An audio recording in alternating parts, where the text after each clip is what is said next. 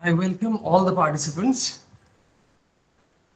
to our fourth day of the ATAL FDP. Today we have with us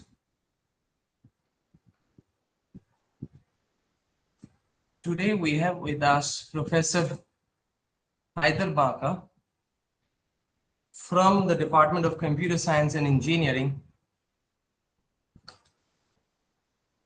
from IIT ISM Dhanbad. Sir has got a tremendous career with Indian Institute of Technology Dhanbad, and you have seen him on the opening day of our FDP. He is one of our most respected resource person, and today's lecture will be from the side of Sir. I request all of you to be very attentive and listen to Sir as far as possible. Sir, it's all yours, sir. Very, very good evening, sir, and very, very welcome to you, sir. Please. Just a Thank you very much, Dr. Banerjee. thank I'm you, sir. really thankful to you and your team for inviting me for this AICT approved online FDP program on future perspective of natural language information interpretation and representation. It is a great experience for me as well to interact with you. So I will be discussing the topic. I'm sharing with you the screen. Okay. Uh, Enter the screen. I hope the screen is visible to you all. Yes, sir. Okay. Yes, Thank sir. you. So this is the topic of my presentation. Today's lecture on basic concepts of AI, machine learning, and some of its applications. I hope the slides are available. Okay. Yes, sir. Yes, sir. Okay. Let us start with the sketch. So who is this person? There are millions of Indians, even billions, okay? And still you can uniquely identify this person as Gandhiji, okay? So here we have seen few curves, few sketches only, even that is enough to recognize that person uniquely. So what kind of computation actually we are performing in recognizing this or classifying this person uniquely as Gandhiji? This is a second scenario where if you see there's an image. This is taken from the Freeman and Scapra book on neural network. So here if you see the target object is a dog or dog-like creature, maybe smelling or eating something, moving its head on ground. There's a nearby tree. There's a shadow of the tree. And the main interesting or challenging part here is that target object here, the dog, is mixed up with background noise. Okay, and it is very difficult or challenging here also to identify that creature dog, okay, from this noisy environment. Okay, so here there's another kind of demand of tools and techniques that can solve or recognize such kind of data situation. Okay, so this is another situation why artificial intelligence is a demand of time for today's scenario. Here, if you see many of the cars or vehicles violate the traffic rule, particularly breaking the speed limit. Okay, and it is those who are breaking the speed limit. Okay, it is very difficult to catch them by running behind them or manually. It is impossible, almost impossible to deal with this situation. Not feasible. Okay, when you are a good runner, you can't run the whole day with the same speed of a car. Okay, so number plate recognition and particularly the number in the plate that are violating the speed limit with another challenging situation or another data situation, we need special type of computing techniques. Okay, so what we can do, we can install a high-speed camera, we can take the peak, we can extract the number after processing it. Then we can do the needful by recognizing the car owner and send him the fine or challan or whatever necessary action can be taken by the administration. Okay. So this is the situation. This is the robotic geologist sent to Mars by NASA. Okay, here, what is the role of this? So this robot works as an expert, just like a human expert. How? They capture the sample, they cross the sample, they sense the sample, analyze the sample, and and the decision is sent to the earth, to the respective personnel dealing with it. Okay, so here exactly the work is human like expertise, okay, by the robots. Okay, this is another data situation that behaves like human being or human experts in analyzing the data. Now obvious question may come in your mind, okay, what is machine learning? Because machine cannot learn, but we are expecting, because human only learns by repeated trials to rectify its action and improve its action, improve its performance. Okay, so how? Because human can easily learn through experience. Okay, and normally a robot or a computer can follow instructions. Okay, they do not have experience. So we are expecting a robot or a computer to learn from experience where the robot lacks the experience. So experience is only for human beings. So if we replace the term experience by data, so we can feed the data to the system and keep a provision to be learned so that it can act like a human expert. Okay. So here is the basic understanding of machine learning. Since a machine cannot learn, but we can feed data to the system and keep provision so that it can learn. Okay. And that is the main purpose of machine learning in all sphere of our life. Okay. So we are gradually moving toward AI or artificial intelligence. It is the capability of machines to imitate and mimic the intelligent behavior of human. Okay, so that is the main purpose of the whole ML AI. Okay, so here AI is accomplished by studying how human brain works or how an real life system works or natural system works or physical system actually works by interacting with the environment. Okay, how our brain thinks and how human learn and decide and act while trying to solve a problem. So we try to capture some of its behavior and emulate in the process so that we can simulate the behavior and use as a tool. So outcome of this study is used as a basis for developing intelligent systems. Okay, so let us proceed. So human learns from experience, machines follows instructions given by human. Okay, so what if human can train the machines by supplying the data? Okay, so we can now have a computers with ability to mimic or duplicate the function of human behavior or human brain, human perception, human decision making process. Okay, artificial intelligence is the study of how computer system can simulate the intelligent process such as learning, reasoning, understanding symbolic information in context. Okay, here is a beautiful example. Suppose this is a young child coming visited a new city, cosmopolitan city from a village side, okay, or countryside. First time he is coming to know a diverse category of people like Chinese people, Punjabi people, and many other types of people. Their appearance, complexion, color, height, weight, all are different. So that uniquely help them to identify whether they are Punjabi or Chinese people. The first time since they are seeing such kind of people, he or she might ask his parent, "Who is this?" Okay, so the parent or the teacher or the instructor can help him by answering this question, saying that these are Chinese people and these are Punjabi people. So based on the features or characteristics of each of these sample or people or person, the, the, the child learns that Chinese people look like this, their complexion, appearance, color, etc. And similarly, Punjabi people have their tall figure, heavy weight, bulgy, and with pagdi, etc. Okay, now these are only few samples or few training data or few examples that your child or your system, let us assume that your child is just like a system that maps the association from the input features to its corresponding output class, here two class, Chinese class and Punjabi people class.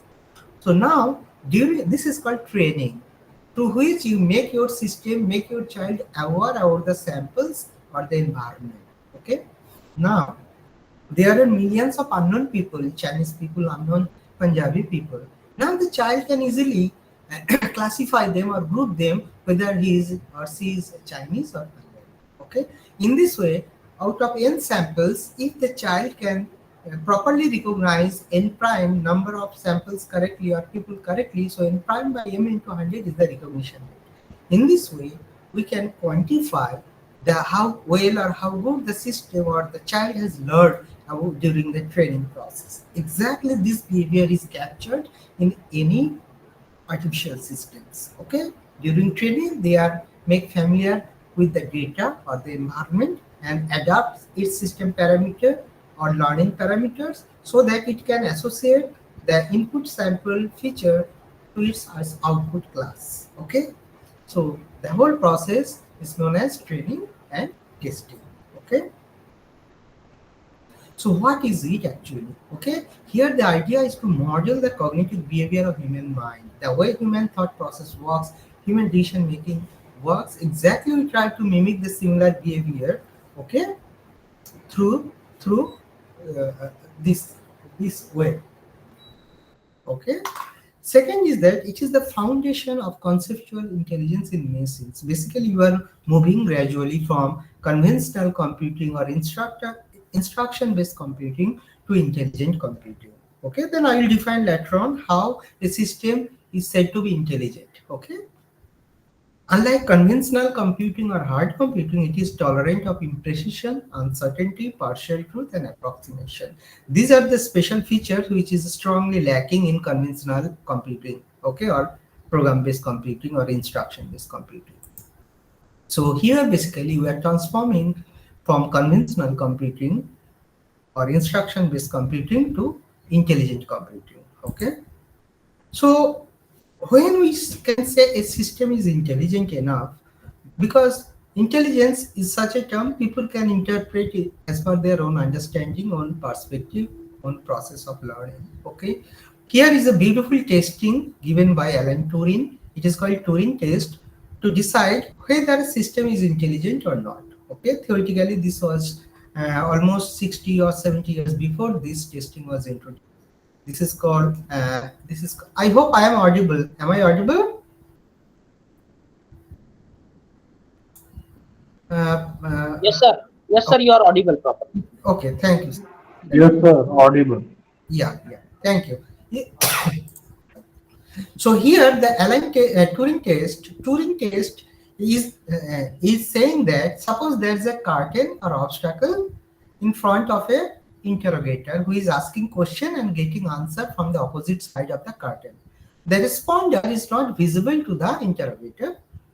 Now interrogator asking questions and getting answers from the opposite side of the curtain.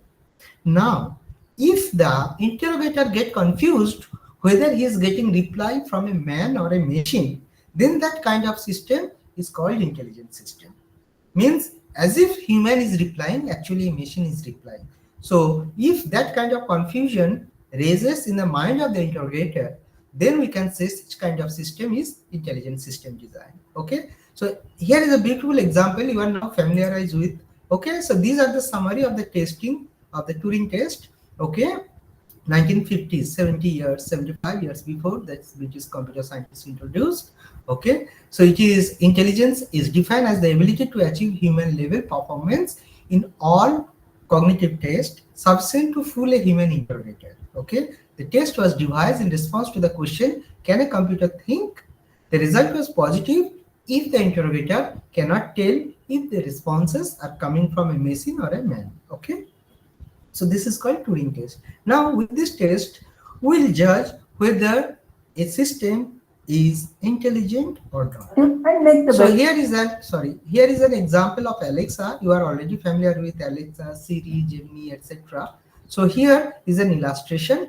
Please have a look. I will run it for 20 seconds or 10 seconds. Okay, here I will explain what is going on here. Okay.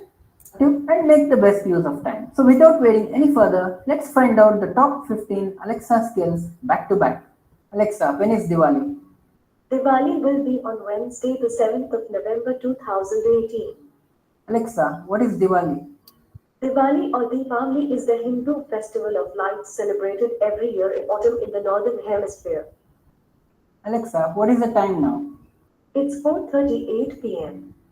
Alexa, schedule a calendar event. Got it. What day and time? Monday, 5 p.m. And what's the name of the event? Dance party. That's dance party on Monday, the 6th of November at 5 p.m. Right? That's right. Okay, so what a beautiful things here is that as if you are talking with a human operator, maybe male, female, okay, and you are talking in real time. But here it is not a simple microphone or speaker, but it is an intelligent speaker because you are in confusion with whether the reply is coming from a system or from a human being. Okay, here when you are talking or asking question, your voice is captured, broken into tokens, into words, transferred through real time through network to the cloud. Then it is decoded, the question is understood, the reply is created automatically by the machines and transferred in real time to your speaker, and speaker is translating the text into voice. So it is a beautiful integration of communication, natural language processing, and many others. Okay, so this kind of system is known to be intelligent system. Okay, now it is clear whether it is intelligent or not a system is. So what are the unique feature? It is an approach for constructing a system which are computationally intelligent, possess human-like expertise in particular domain, can adapt to the changing environment, and can learn to do things better, because these are the opportunity of learning, okay, or adaptation. So it is computationally intelligent because it is answering your question just like a human being. At the same time, of course, it is not general purpose system, it is a special purpose system, okay, because it is designed for solving a particular type of problem. Here it is a speech recognition or speaker recognition, you can think that way, speech recognition basically, okay. So these are the unique features which are strongly lacking in conventional program-based system design. Now, how we will perform this kind of task? Okay, there are many paradigms. Like here, mostly 3 paradigms are there for such kind of learning. There are supervised learning, there are unsupervised learning, and reinforcement learning. I will be explaining each of them with diagram so that any layman can easily digest what is going on how. Okay. So in addition, there are many machine learning problem, pattern recognition problem, which are broadly categorized into 2 domains, whether it is discrete domain or in continuous domain, and the type of the learning, whether it is supervised or unsupervised, and type of problems. Basically, if it is continuous domain, we have regression analysis to predict the unknown parameter with respect to the known parameter. Okay. In case of discrete domain, normally it is a classification or categorization problem. Okay.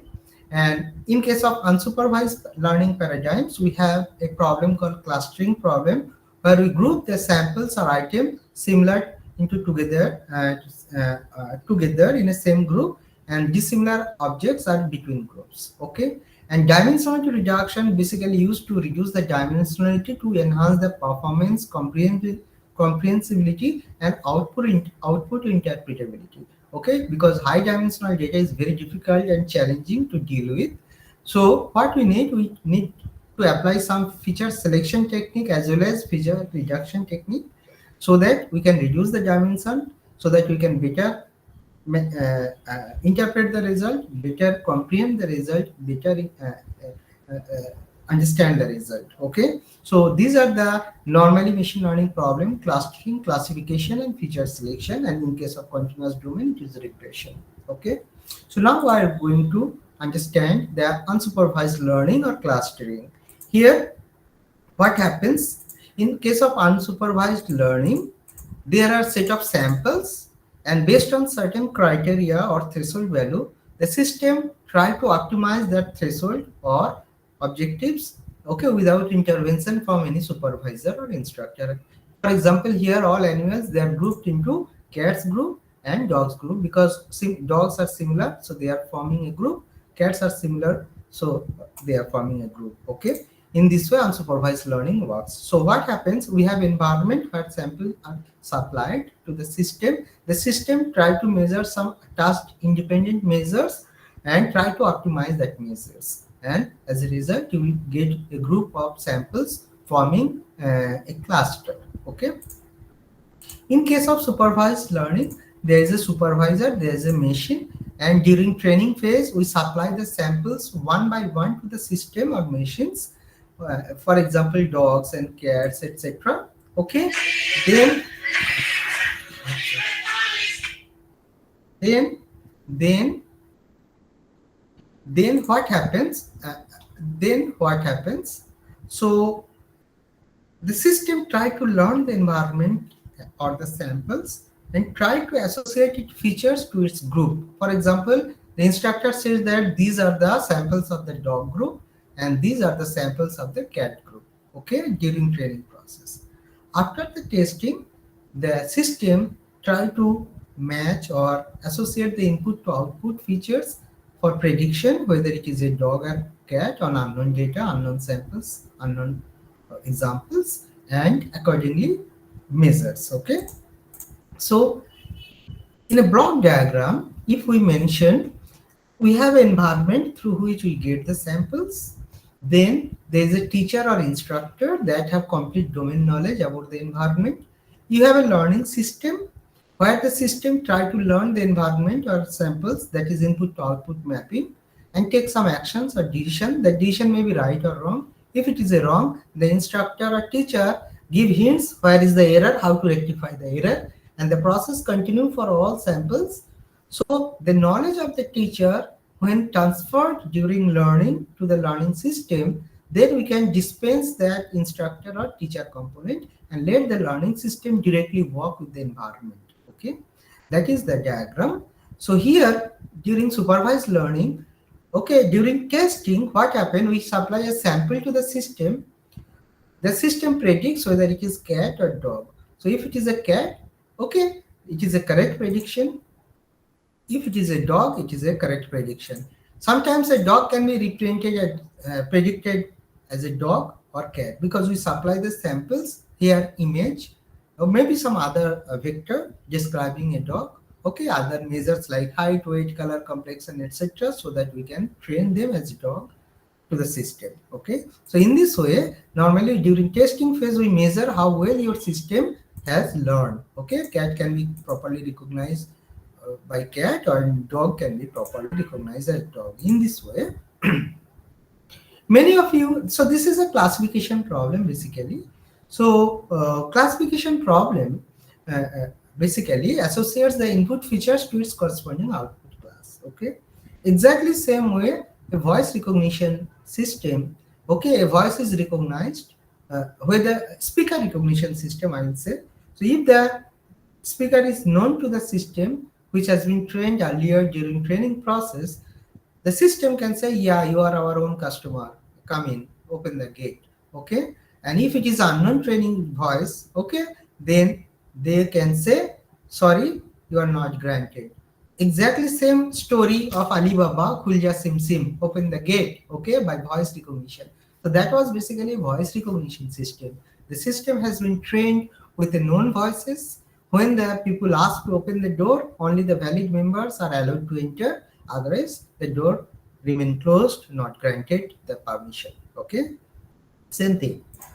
Okay, so what basically a learner or classifier learn during the training process, basically try to draw a decision boundary between that can separate the samples of either classes. Okay, so now how the decision boundary will be drawn, it depends whether we are using neural network based or we are using some base classifier, we are using decision tree based classifier, whether we are using function based classifier, whether using something else. So that is the way of making a separator or discriminant that is able to maximize the samples of either class. Okay, that is the main motto of any learning based system. It is called linearly separable problem because a simple line can discriminate the sample of either classes. Okay, 2D feature space here. So, but in case of complex decision boundary is required, it is not a simple line that can discriminate all the samples. So they are non-linearly separable. So we need a polynomial to discriminate the samples of each class. Okay, each of the two classes. Here also we need a set of lines or a polynomial. Okay, so they are non-linearly separable problem, and always if there is a non-linearity in decision making or discriminant generation, it is a complex problem.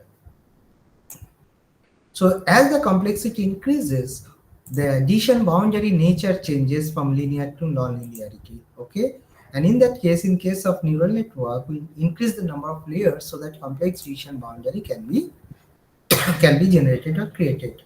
Okay, that was the main motto of any learning-based system during training process. Okay. Similarly, other examples, what is that? Here, male and female has been separated by voice pitch and height. Okay. Accordingly, we try to draw a linear addition boundary. In that case, two female voice appeared like a male voice. So two misclassification is possible. But if you are using nonlinear addition boundary like this, then 100% recognition is possible. Separation or classification is possible. Okay. Here is some new other example of handwritten character, because we write for in different style, different format, but it is easily recognizable by the human reader. Okay, so now how a system can recognize various types of writing style. People will write four in four different ways. So we can create 0 to 9 groups of characters and ask many people to write all the characters. So basically we'll get 10 class classification problem. For each class we have hundreds of samples so that we can train. So how we will train? We capture the image, scale it to an 8 by 8 grid. If the line passes through a grid, we put 1, otherwise 0. In this way, various style of 4 can be represented by a 64-bit binary vector, which represents 4. So many variety can have many vectors representing 4. So we can take certain percentage, say 50% to 60% data as training, so that any unknown character recognition is possible. In this way, it works. Okay, it is a 10 class classification problem instead of 2. Okay, so this is a good example how character recognition is possible, because it is not ASCII code, it is image. Okay, and you have to recognize that this is 4. Okay, it is the task is not so simple, it is very challenging task. Similarly, for text recognition, handwritten character recognition, etc., same application. Okay, now we are going to third category of learning, that is called reinforcement learning. Okay, so reinforcement learning. Okay, example here I have shown how you learn your cycle riding. Suppose we want to train a robot to ride cycle. How we make it stick perpendicular on the hand? Okay, because it is prone to fall down. Okay, similarly during swimming you can drown in the water, but how you will learn the swimming? By trial and error. You try to make yourself floating or balanced. Okay, when you are learning, you may fall down. Also, it works on reward and punishment method. So we have a state action table. For each state, for each action, there is a reward or punishment and movement to the next state. So in this way, this kind of learning algorithm is incorporated. Okay, so this is a reinforcement learning model of block diagram. We have environment, we have learning system, and instead of teacher or instructor, there is a critic. There's a difference between teacher and a critic. A teacher instructs you how to improve your performance, normally found in supervised learning. They show the direction to improve the performance, reduce the error. But a critic never says how to improve. They only says good job or bad job. Okay, it's a nice thing, it is very bad thing. Okay, it is a good job, it is a bad job. That's but it never says or disclose how to improve it. Okay, that is the fundamental difference between a critic and a teacher. Okay, suppose you are riding a cycle. If you are trying, you may fall down, so there is a punishment. Okay, because you get injured. But then you try to go for 1 more second, 2 second, 3 second riding, 4 second riding, 5 second riding. Gradually you improve the duration. Ultimately you know how to make yourself balance. Similarly for swimming. Okay, so for each action you have to get reward or punishment. Reward means if you can move 10 seconds, so you are enjoying 10 seconds riding. If you are swimming 100 meters, so you are getting enjoyment. If you are drowning, then you are punished. Okay, 1 minute. बेटा class चलছে, तुम खुद चले जाओ.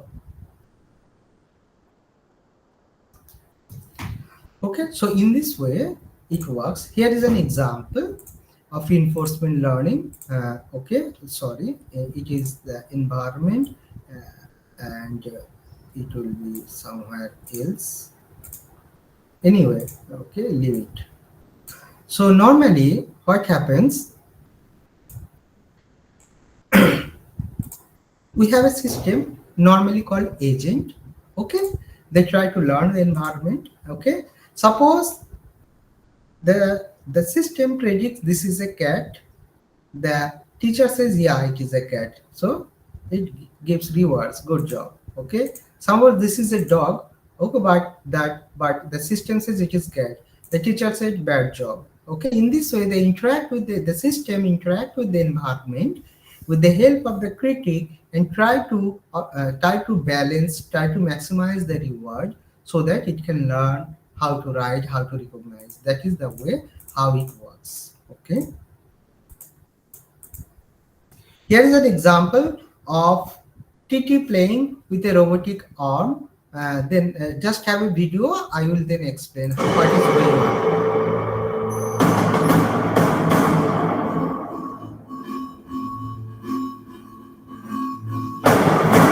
It is a 1 minute video. Just have a look.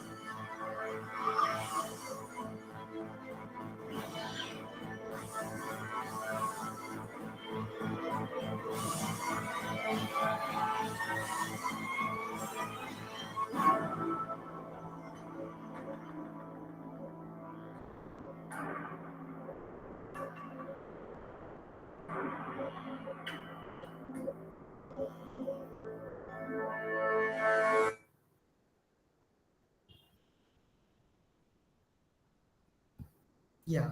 What is going on here? We have a just a minute. Just a minute.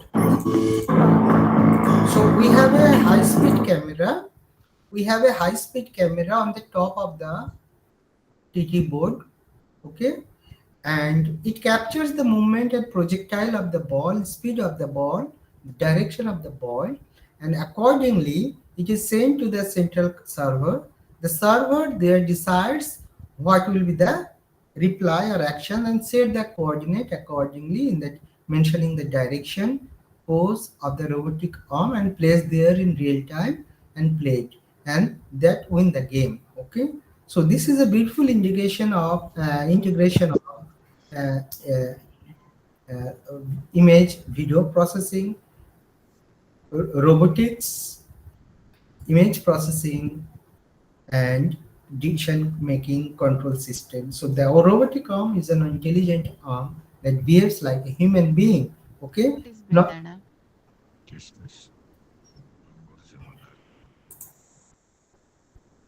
बेदाना मतलब शेंगदाना नहीं होता है? kindly mute your mic, madam. मैं तो Okay. आज तक बेदाना मतलब शेंगदाना समझती थी.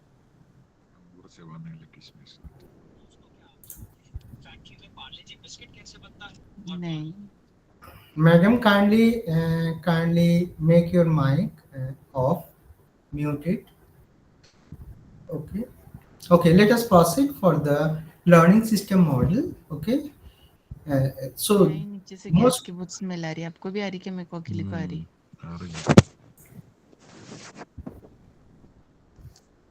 Himlata ma'am, kindly mute yourself.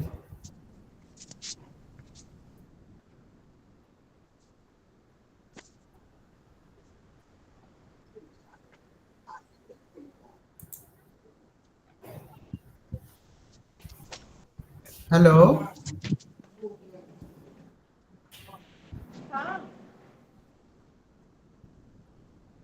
Okay. So these are the overall process of learning this system.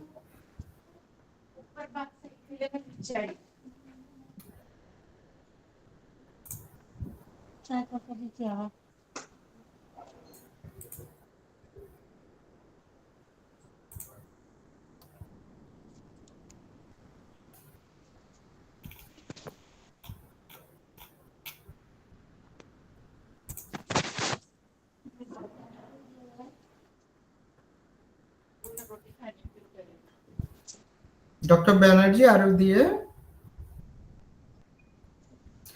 Hemlata Agarwal, ma'am, kindly mute yourself.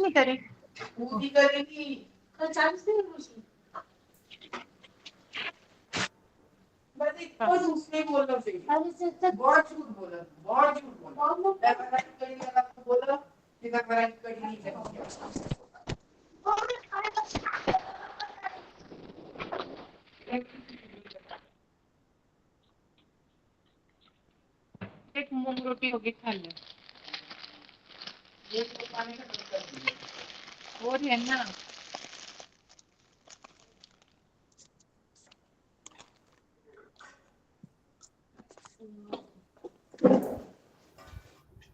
क्या मंगाया था इन्होंने आते वक्त लेके आना बोले थैली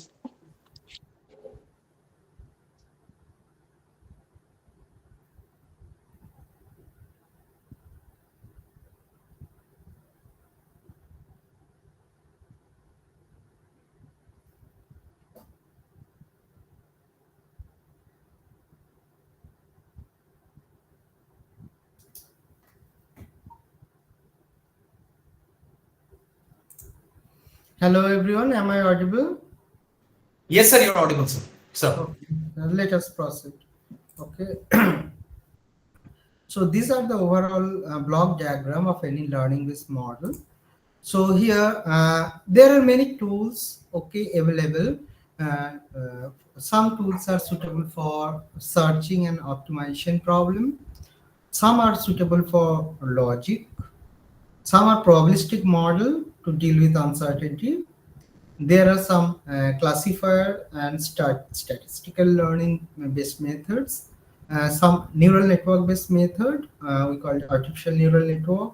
Some of these methods tools are available for to deal with control mechanism in electrical and electronics engineering, and some are designed for language processing. Okay, so there are many components, subject areas, subfields related to under the umbrella of AI and soft computing. Some of them are mentioned here.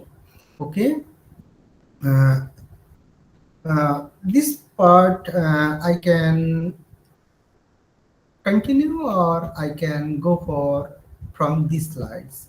Okay, so let us conventional computing or program-based computing basically based on precise concept, okay, precise modeling, okay, and analyzing to yield accurate result. Every time you run your code, you will get the same exact result. However, it works well for simple problems, well-defined problem, okay, but they have limitation to deal with NP-complete or NP-hard problems. Soft computing, on the other hand, aims to surmount some of the NP-complete problems, uses inexact method or approximate method to give useful but inexact answer to intractable or difficult problems. It represents a significant paradigm shift in the aim of computing, that is shift which reflects the human thought process, human decision-making process, okay, and it, at the same time it is tolerant to imprecision, uncertainty, partial truth, and approximation. These are the specialty of soft computing and AI-based approach, and these are well suited for real-world problem solving where ideal models does not exist, okay, or it's not available. So these are the conventional things. So now some of the important tools, those which are available, which are inseparable part when making an intelligent system or intelligent computer. So some of them are deal with fuzzy logic, some of them evolutionary algorithm, some of them are neural network based, some are machine learning based, some are deep learning based, and many. Basically, fuzzy logic are used to deal with for pre-processing purpose. However, it can be applied in many different ways if properly encoded based on the nature of the or demand of the problem. Evolutionary algorithm basically optimization tools and technique. It searches partially to the search space and give you acceptable result without exhaustive search. And it is cost effective, reasonable, less time demand or computing demand as compared to the nature of the problem. Neural network basically it follows the human nervous system, how it works. Okay, individual processing is called neuron, and collective collection of neurons basically form a network. Okay, and machine learning basically that deal with such a category of problem where the our tools are suitable. Okay, There are 5 distinguished properties for biological computer or artificial neural network-based computer, like speed, robustness, flexibility, adaptability, and context sensitivity. Speed, neural network is slower in processing as compared to the fastest computer. It works in nanoseconds to execute a single step instructions. However, biological neuron takes few milliseconds, even seconds to react. Okay, so in that individual processing point of view, they are slower as compared to the computer. However, they are highly parallel and distributed computing in nature. As a result, a very complicated process can be done in a very smaller time in biological neural network as compared to the fastest computer, because it is sequential in nature normally. Okay, and it is more robust. Even the body part damaged, half of the brain are damaged, still the person can survive for a long run. This total system does not make it down. However, if you change a single beat in the control unit, the system will be come to a halt totally. Okay, so biological systems are more robust as compared to the conventional digital systems. It is more flexible, it is highly adaptive in a newer environment, and context sensitive as well. Okay. There are many benefits for using artificial neural network, particularly for pattern recognition problem, classification problem, and many other noisy situation, incomplete data situation, missing data situation. Okay, and providing same human characteristic or human touch to the problem solving that are difficult to simulate using conventional program-based analytical techniques. Okay, and ability to solve new kinds of problems, and are particularly effective in solving problems whose solutions are difficult, if not impossible, to define. This opens up a new range of dimensions and decision support applications formerly either difficult or impossible to think. Okay.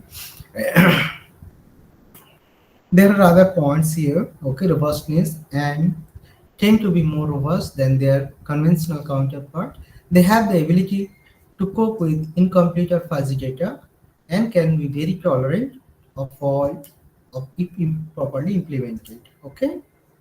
Fast preprocessing speed, flexibility, and ease of maintenance. Okay, so we have two things using an artificial neural network-based system can compute any computable function by the appropriate selection of the network topology or architecture and its weight value, which is called connections or knowledge. Okay, and learn from experience, especially by trial and error method, by minimizing the error. Okay, repeatedly, step by step.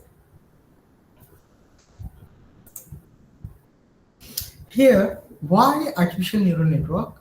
Okay, it is basically an exemplar-based learning system without any pre-programmed instruction for problem solving. Means we don't have to write a single line of code. We need to supply the data, input data, and the output class, and the system will learn automatically from the data to map or associate or link it to the corresponding output class. Okay, so there are two basic reasons why we are interested in building such kind of artificial systems. The first one is technical viewpoint and second one is biological viewpoint. Okay, technical viewpoint, some problems such as character recognition or the prediction of future states of a system require massively parallel and adaptive processing, which neural network highly supports. Second point is biological viewpoint. Artificial neural network can be used to replicate and simulate components of human or animal brain, thereby giving us insight into natural information processing. So indirectly, we are getting benefit by analyzing the working principle of how neuron works, how the computing takes place, and try to follow in our artificial system and make a better understanding of the biological system as well. So it is a symbiotic effect that improves each other's understanding. Okay. So whenever we are talking about neural network, we basically find the unit of computing or processing, that is neural model, how information processing take place in a biological neuron. Then an architecture, how the neurons are connected together to form a topology or architecture. Okay, and how to find the connection weights. That weights basically is the knowledge that is learned during training. Okay, and that knowledge is the helps to design the discriminant or classifier or dichotomy so that they can easily separate the samples of either classes. In learning algorithm, you also need how the learning will take place, whether it is least square learning, gradient descent learning, or something else. What kind of basically backpropagation algorithm uses mean squared error as a learning tool, okay, and minimize it towards zero or whether the error is acceptably low. The aim is to obtain a neural network that is trained and generalizes well. It should behave correctly on a new instances of learning task. Okay, this is a simple neuron you are already familiar with. Okay, it is a simple processing unit. When all processing units are connected together to form a network, then it is a powerful tool. Okay, so here if you see, there are dendrites, there are cell body of soma, nucleus, there are synapse, there are axon, etc.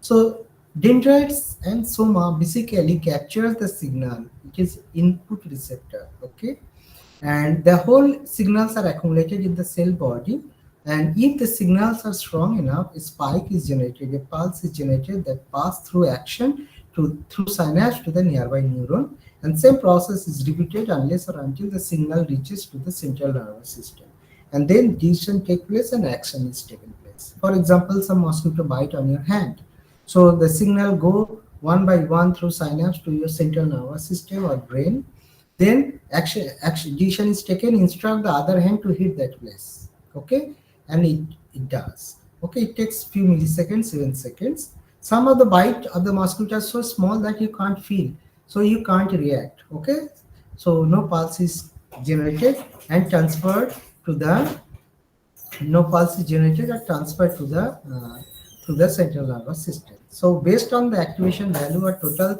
accumulated input signals, they decide whether the neuron will fire or not. Okay? Now we'll move towards some of its application: industrial inspection, surveillance, security, face recognition, gesture recognition, space applications.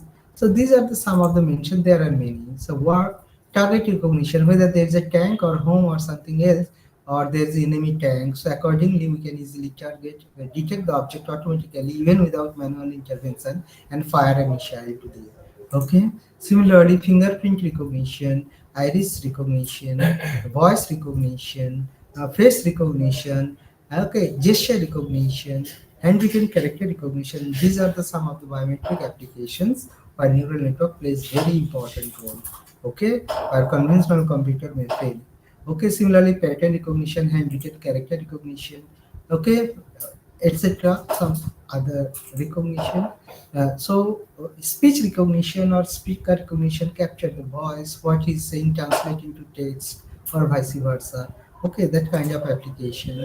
Here is one of the important application is AI, is surgical system. Suppose the doctor has to visit sometimes to some distant place. However, there might be emergency cases where he need to operate, okay, from distance. So we can have a robotic arm that simulates the movement of the hand.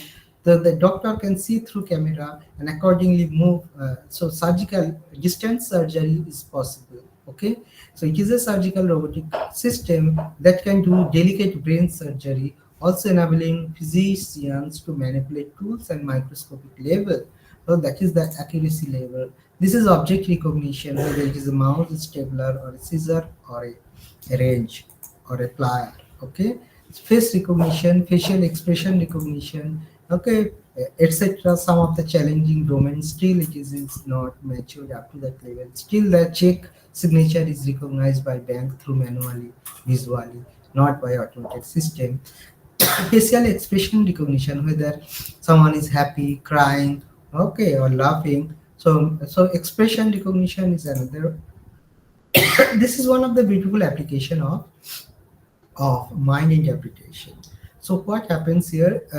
Maybe there are some paralysis patient who is alive but cannot speak, but sees or he is thinking something, maybe asking for juice or water, some medicine.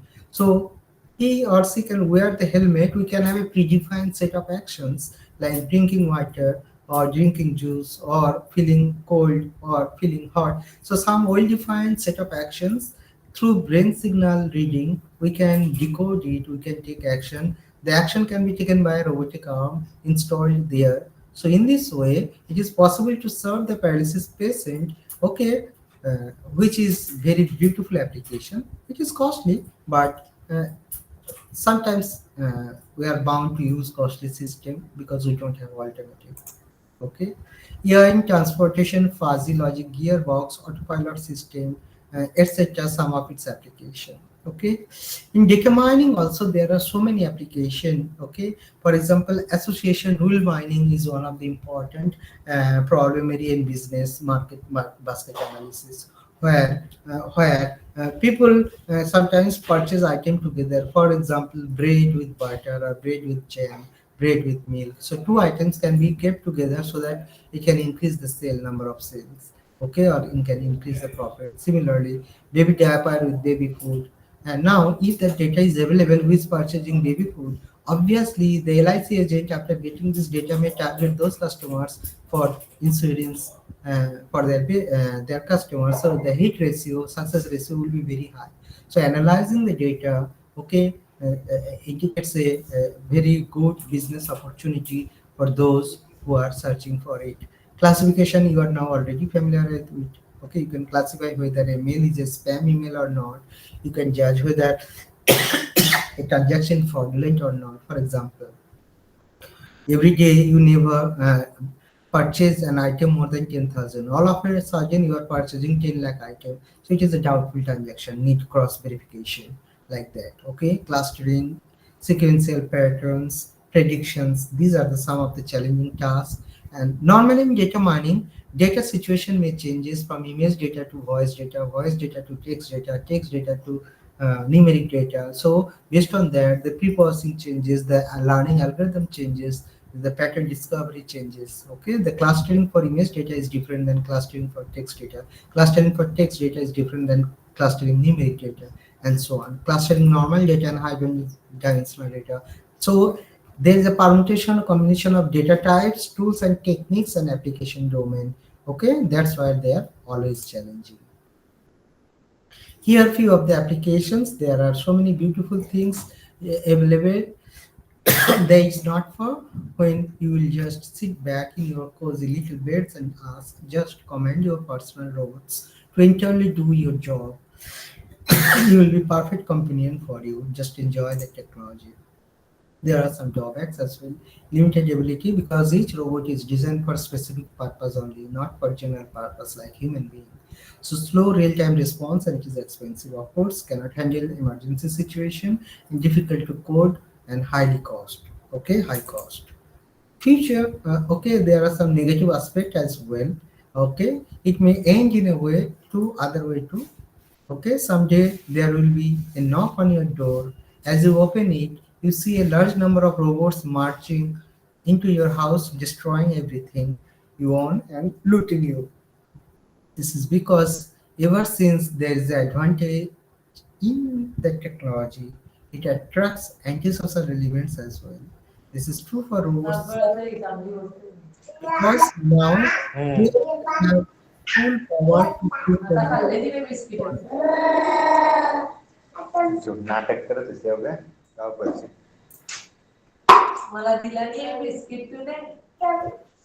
Please, Ajay ji, kindly stop your mic.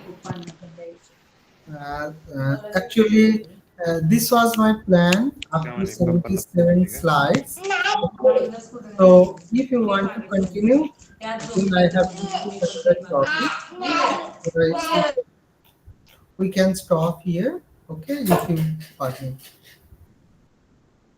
If you have any questions, you are welcome. Okay, and Partha sir, what to do? Yes, sir. Yes, sir. Yes, sir. I'm there. Yeah, so I have finished my. Fine, sir. Fine, sir. Absolutely fine, sir. Thank you, sir. So, dear audiences, if you've got any sort of queries, you can ask, please.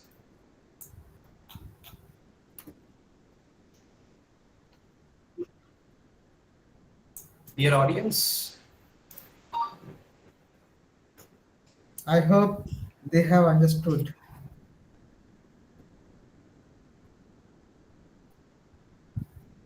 I hope no questions from the audience. They are busy with their own activity. 150 audience is there, but still there is no query at all from the side of the audience.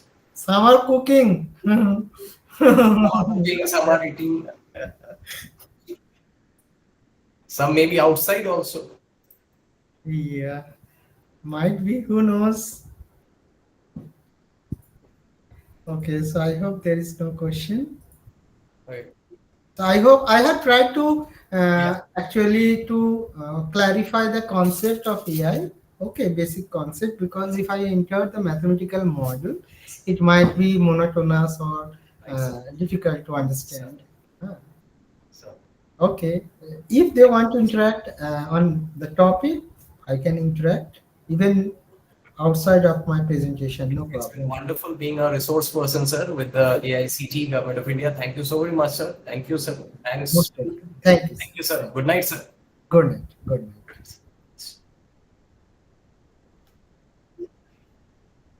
So, dear audience, you've got any sort of work to do, you can do it. We'll start our next session at around in the next 15 to 20 minutes. We'll start. You can go for a nature stroll if you feel like, or if you want to have some sort of snacks and all, you can go and have it. We'll be back by it's right now 1902. We'll be back by 1920. Is it okay? Can you hear me? Yes, sir. Okay, so see you then at 19. Yes, sir. Okay, okay, okay. Thank you so very much. In the next 15, 20 minutes, we're meeting again. Okay, okay. Thank you so much. Thanks a lot. Thank you. Yes, sir.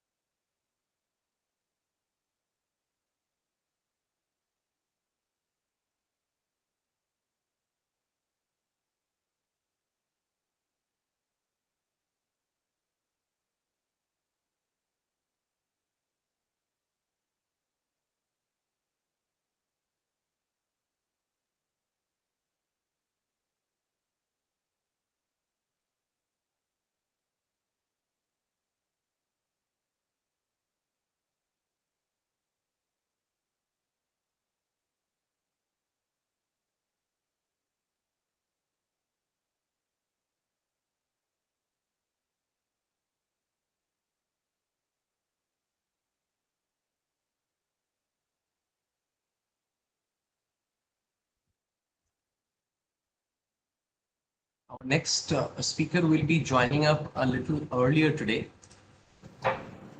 Should be joining in the next 2 to 3 minutes of time. So I request people to join up as soon as possible.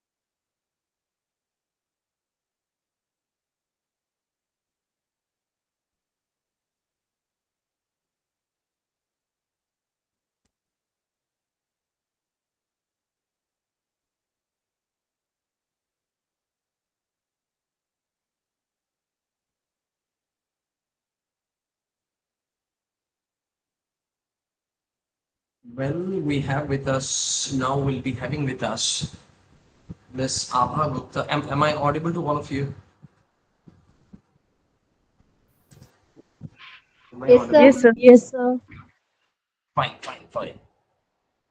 Now we'll be joining very shortly with Miss Abha Gupta. She's Assistant Vice President, Wells and Fargo at Bangalore, Karnataka, India. She is alumni of KEC Bhubaneswar. She's an OCJP certified software engineer having almost 9 years of technical and functional experience in software applications and product design development as well as support. She has worked in various phases of software development lifecycle, SDLC, activities like analysis, design, development, coding, testing, implementation, deployment. Currently, she is working in the area of agile methodology. She also has a good amount of experience on core technical areas like core Java, J2E, Spring Boot, Hibernate, and web services. She has got a good knowledge of SQL queries, structured query language writing, and scripting. She had an experience in developing JDK 1.8, JDBC, Java database connectivity, servlets, JSP, JavaScript. She has a hands-on experience with Bitbucket, excellent analytical and programming skills. So she will be with us very soon. And before this, before Wilson Fargo, she was with JP Morgan Chase as an associate. Before that, she was with Persistent Systems at Bangalore only. And she had an experience of being quite a good amount of years with Tata Consultancy Services, TCS, from 2013, 2017. She is a seasoned engineer, a software developer, working tremendously well in the software sector. She'll be with us very soon.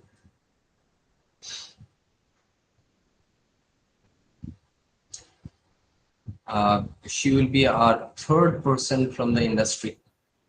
Hey, hi, Partha. Yeah, hello, hi ma'am, how are you? Am I audible? Yeah, you are perfectly audible. Hey, good evening. Very good evening. Yeah, actually, I'm just looking for the options to start the screen share and other stuff. So just preparing. Yeah. You can even have an interaction with our esteemed participants. They are majority faculty members from the leading academic institutions of this country. This whole program is sponsored by AICT, All India Council for Technical Education, under the aegis of under the name of ATAL FDP program. So there are a good amount of very knowledgeable people with us from various sectors of academics.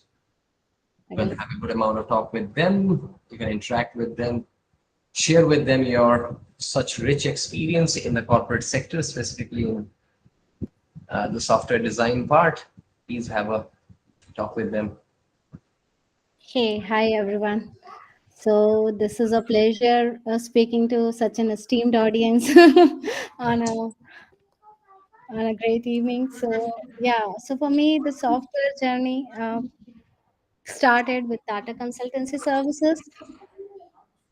Is it visible? My screen sharing and all is coming up. No, it's going in a multiplicative manner. I mean, it's Okay, just to now it's okay. Now it's okay. Yeah. okay. So once we started with But still, your dashboard, slides are not there. You can come up to your slides. was slides still not visible? No. Stop and start again. Yeah. I'm just trying to test it so that it doesn't. Just a second.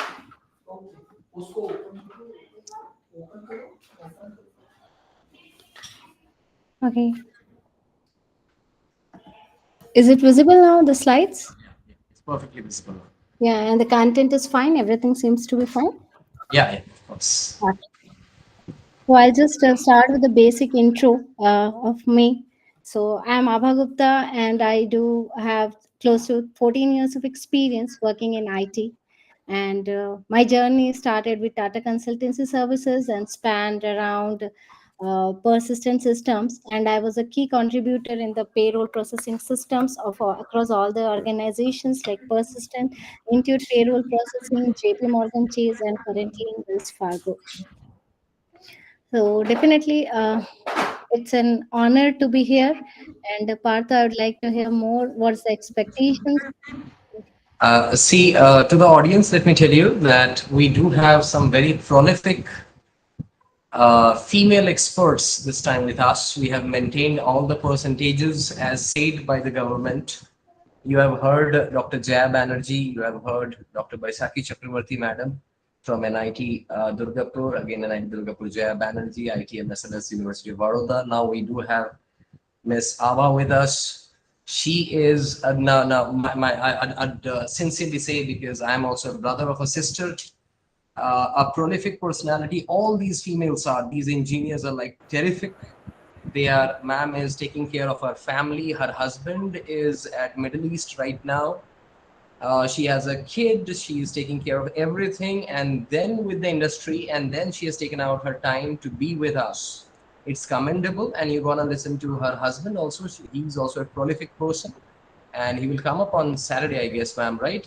He'll be on Saturday, his session. Kids Subs session is on Saturday. Yeah. Yeah, it's on Saturday. It's on Saturday. So please try to learn something, specifically our ma'ams, the faculty members. It's an inspiration for all of us. Like all these people, all these female engineers, they're all taking care of their families, husbands, kids, as well as the industry. Really, my heartfelt salute to all of you. Please keep going like this. Thank you so much. Now it's all yours. Please have an interactive session with ma'am. Huh? Thank you. Thank you. Yeah, so I'd like to know, like, what are your expectations, and like, what are you trying to deliver to the future-ready IT engineers who would be coming to? So, In any one of you, Ganapati sir. Sir, today we haven't heard anything from you, sir. Sir. Sir, good evening. Very, very good evening, sir. Yes, actually, normally in banking sector, blockchain is now picking up most of the banking sector. So AI, madam is going to introduce AI in banking. She's going to talk on all these things gradually. Yes, blockchain. Most of the banks now, since actually I worked in Government of India, we interacted RBI, Chennai, most of the banks. Now blockchain is technology is slowly coming up actually. True, sir. True. Definitely. You can link with both AI, blockchain, or something like that. Yeah. So that is really true. The AI transformation is huge, and you will feel it not only in IT. I think everywhere, across every nook and corners of your real day to day, you will feel like, okay, you have a presence of AI. We just don't give give a deep insight into that. But now, if you see water purifier that you use daily is also AI enabled. You can actually track the real time water quality in your mobile phone, which we never thought would happen, right? So how your filters are behaving, everything comes on your mobile these days. Yeah. like, mobile enabled, and you want that. So it's not that it has come and people are not using it. I think people have been more happy using them. People want them, like they want to see every details. They are more aware now, right? So even if you see, right, our medical reports and everything is now, we do have AI analytics which help us, deep dive more, and we are more aware about our health and how it goes. So yeah, AI is everywhere. It's just that we need to feel it, we need to think more about it. From little Alexa to huge core banking, it's everywhere. Thank you, madam. Some ethical also you can just tell. AI is good, but to Yes. a certain extent, some of the things also problematic. Yeah, AI is good, but yeah, definitely you need to have some regulations around it, Yes, madam. especially when it comes to core banking. All money transactions, all these things. It lacks human touch, right? So many people don't like it. People want human touch to be there, which is missing. But yeah, now we do have sentiment analysis, and we are driving AI to learn that sentiments and respond in the way that people want to, heard about. So it's on the way. I think that is a near future when robots would come to your house, do all the work, and you just keep sitting and Very enjoying. happy, Abha Gupta madam. So we want to hear from you more. Please Yes. go ahead with that lecture. Yeah. So, ma'am, you can start up with your talk, and after you end up, we can have another discussion. Thank you, ma'am. Thank you. Thank you. So just to have a formal start. Yeah. Okay. So is my screen visible? Yes, ma'am. Yes. Yes, yes, yes. This may have to switch this off. Okay. Do this. It's not going.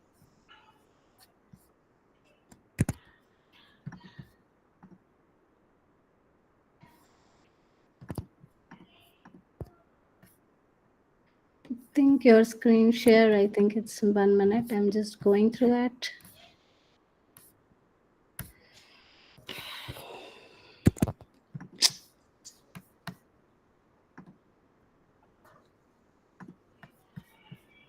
Okay. So, hello and good evening, everyone. And thank you for joining this session as part of this faculty development program. It's actually an honor to be speaking in front of this esteemed audience who will, create a future and future ready students in terms of artificial intelligence and core banking. So, as I've already told, I'm Abha Gupta, working as a software professional in a leading IT banking firm. So, through the course of this session, we will talk about the topic that is central to all the discussions, IT, finance worlds, everywhere, the role of artificial intelligence in core banking and how it is revolutionizing the way the financial institutions operate. So, why this session is important for you as a faculty, as a members who will be teaching the future students. So, as your educators, you are the mentors for the next generation of tech and finance professionals. It is essential for us to understand not only how AI is being used in the real world, but also how we can prepare students to work with the systems. Banking is one of the most regulated, data heavy industries and among the leading adopters of AI. So, it's very much important for your students to learn how AI will transform their future. What are the future ready skills they'll need to have in order to excel in the industry? What are things they'll need to explore in order to understand more on the their future objectives and how they'll fulfill their future objectives. If they want to join the IT, what should be their stream, how should their coaching and mentoring be done in order to adapt more easily and quickly to the new trending emerging trend in the IT industry, the artificial intelligence. So is it going in a good speed, or you want me to slow down? It's perfectly fine. It's perfectly fine. It's okay. Thank you. It's okay. So, to set the context for today's session, so basically, we will not have our objectives around how to explore artificial intelligence only. It would be like how the artificial intelligence is transforming the banking sector. We will talk about how we can bridge that knowledge gap between the traditional systems and the future ready intelligent banking platforms. So, gradually, we will start with the foundational concepts, then we will move toward the advanced applications, then we will be gradually moving towards the use cases and practical insights relevant to how you can leverage it in your case studies, or how your students can prepare a project or something like a chat bot which they can prepare, considering the different scenarios which will help them gain a better insight into the real world of AI. And then we will talk about some core foundations. The core foundations means what is core banking, what are the AI basics, then real world applications like AI in real world, some use cases, AI in IT industry, and AI particularly in the core banking sector. Then we will little bit deep dive into the AI in core banking with the chatbot architecture, integration of AI with core banking, AI terminologies. Then we will talk about how do you select a model and what are the best practices around them, how do you choose a right model, common AI model mistakes, and best practices for building AI models. So basically sometimes we try to choose a model which may be overfitting, underfitting, and we don't know what to go, where to go, what we are doing, where we are going to. So all these things we'll talk about in details.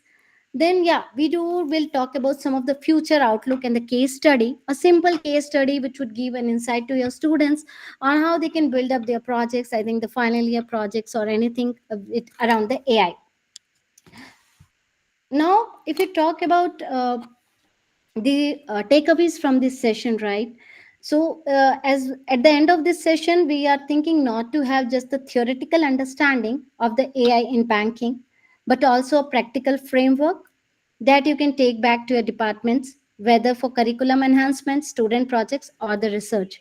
It's up to the needs, the how the students feel it, how the teachers feel it, and how you want to incorporate AI in your real day-to-day activities.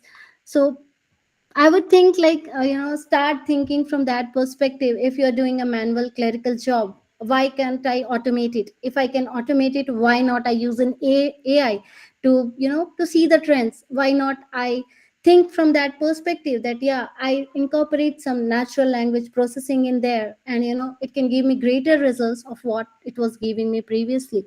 So we have to explore all those angles going forward so that you can make the most of the AI and the AI principles in the real world. Are we good with what we are going to discuss, or anything more you want me to cover as part of this?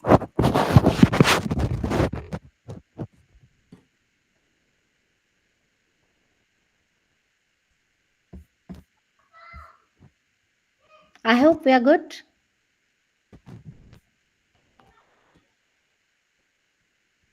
Hello.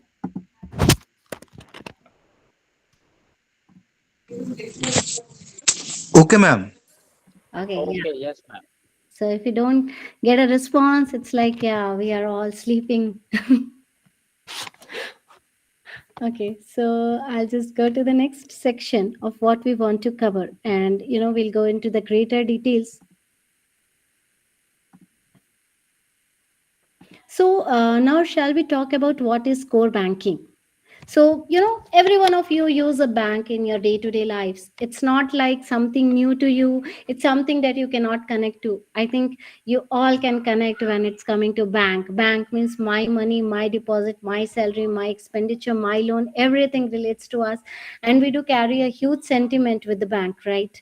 And, when you walk into any branch, so whether it's like in Mumbai, Calcutta, Chennai, anywhere, you can access your account. So have you ever wondered how your data follows so seamlessly with you? So it's all in the back end. Someone is working day in, day out. Some application is up day in and day out to enable you do all those, right? Or you simply open your mobile and start making the transactions. Do you ever think how instantly that reflects into your bank account? Beside that, there are so many processing and so many things happening. that we really don't care sometimes. But as this professional journey is there, we need to think about all those things, where my money is coming from, how my money is flowing through. So that's all. The like you know, this is what is core banking, the invisible backbone of the banking. So technically, what is core banking? It is a centralized system that handles all the fundamental operations of the bank, like managing your savings account, keeping track of your personal details, and ensuring your transaction go through. So basically, it is a backend engine, not what you see as a user, but what makes everything work. Let's break it down. So there are different operations in the core banking, right? One segment will talk account management, another one is loan processing, customer records, transactions, everything is there in core banking. But what is account management? Everything that you start from opening to new accounts, updating information, tracking balances comes under account management. Loan processing is like your, you when you apply for a loan, it may go for some approval, then it may have some interest calculation, it may have some repayment schedules. So all those things comes under the umbrella of loan processing. Then there would be customer records. So customer record is a backbone of everything we do. It gives us lots of insights into the customer trends, and that we are going to talk further, how customer records can be amplified and used in AI. So if you talk about customer records, right, every detail a bank holds about you, like identity, credit score, preferences, are the key backbone that would help us in an analysis and giving them more insights on how to, make that customer happy and gain more business from for the bank. And transactions, from a simple UPI payment to large wire transfers, this is where they are processed and recorded. So transactions is not a small system, it's a huge system which interacts with multiple systems. Like when a transaction originates from your account and it reaches a destination account, there are multiple systems involved. So there are systems which validate your account information, there are systems which detect the fraud screening, and this happens real quick. And sometimes there is a contract between the sending bank and the receiving bank, and the settlement happens immediately. So all those things are there, but there are many systems involved. One, there is a system like Atala and all those involved, which will immediately validate your PIN information, the CVV you have entered. Then there comes your fraud detection system. Then there comes your, credit card, like your credit card expiration date if you're using a credit card, debit card number if that is correct, which bank it pertains to. So all those information is handled as part of transactions processing.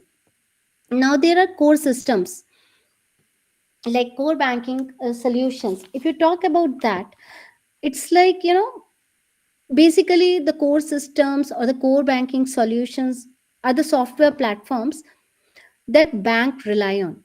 So some popular ones that are being used in India, like Infinical product from Infosys, BANCS product from TCS. So all those have been like core banking solution products designed in India, used in India, developed in India, kind of things.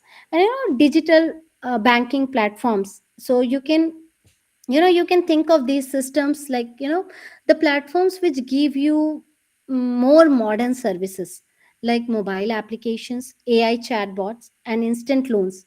But the core is still where the truth of the bank lies. So why does this matter? Every banking function, whether it's online KYC, real time balances, or regulatory reporting, depends on the core system. Now, what is the relevance of AI in core banking? So as a bank looks to modernize and scale, the integration of AI into the core banking becomes the next frontier. It's not very easy to integrate AI in this such a big and vast system. And that's exactly what we are going to explore in this session in greater depths, how we are going to integrate AI in our core banking, what are the things that we should consider, what are the things that we should not consider, and all those things. So now that we understand what powers the modern banks behind the scenes, let's look at how AI is enhancing, modernizing and transforming these core systems. starting with a quick refresher on AI fundamentals. I think this is what you all have been waiting for, the AI. So now let's start with that.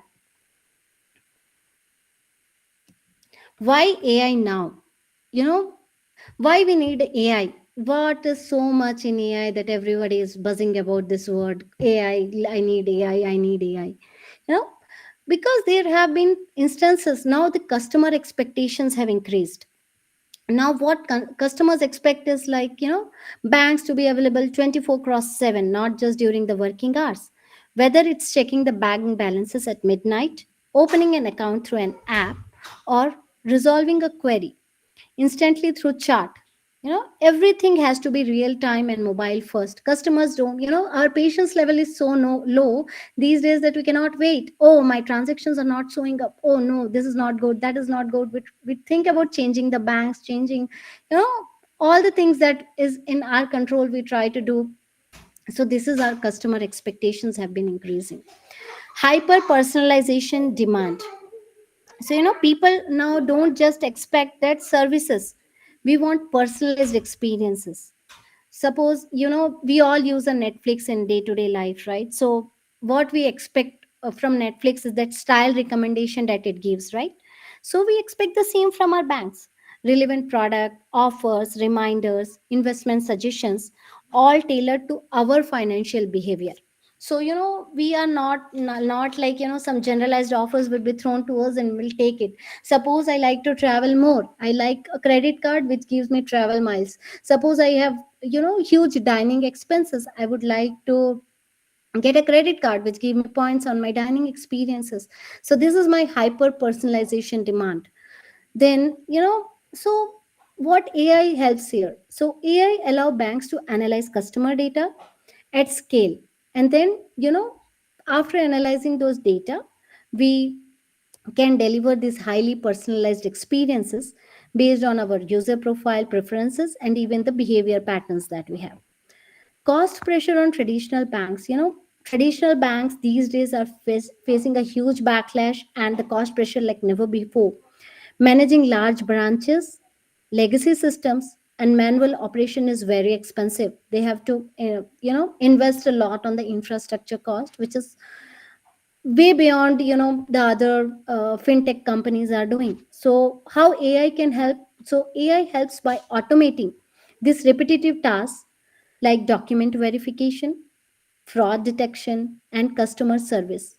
So, this helps us in cutting the operational cost and freeing up human resources for higher value tasks. So, when our humans are free, they would think of something else, you'll come up with some more innovation, but at least the clerical job would be done by the AI, which is a huge profit for the bank. Rapid digitalization and fintech competition. You all would have heard about this payment banks like Airtel money is coming into Paytm banks, everything. Every fintech is trying to become a bank because they do have money.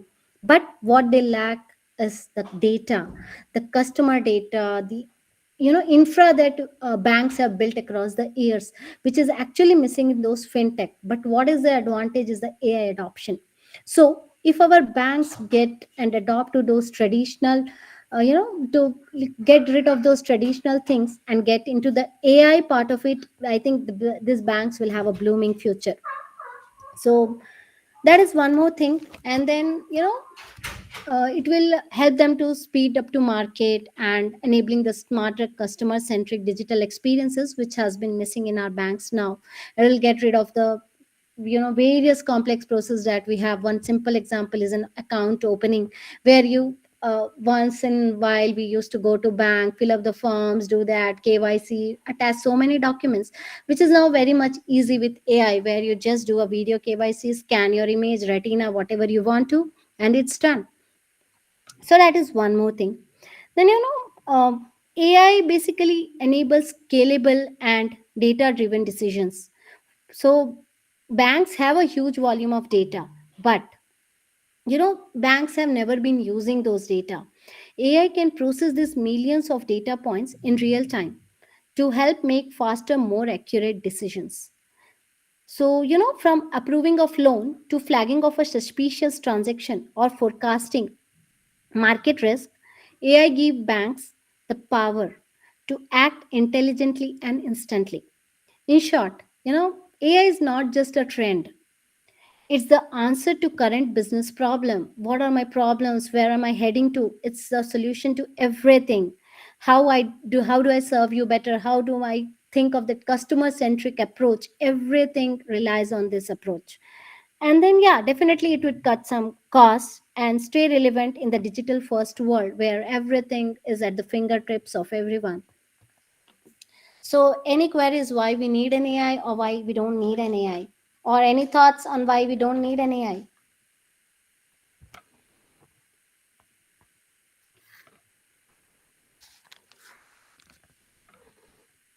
So much silence means it's not going well or it's going too good.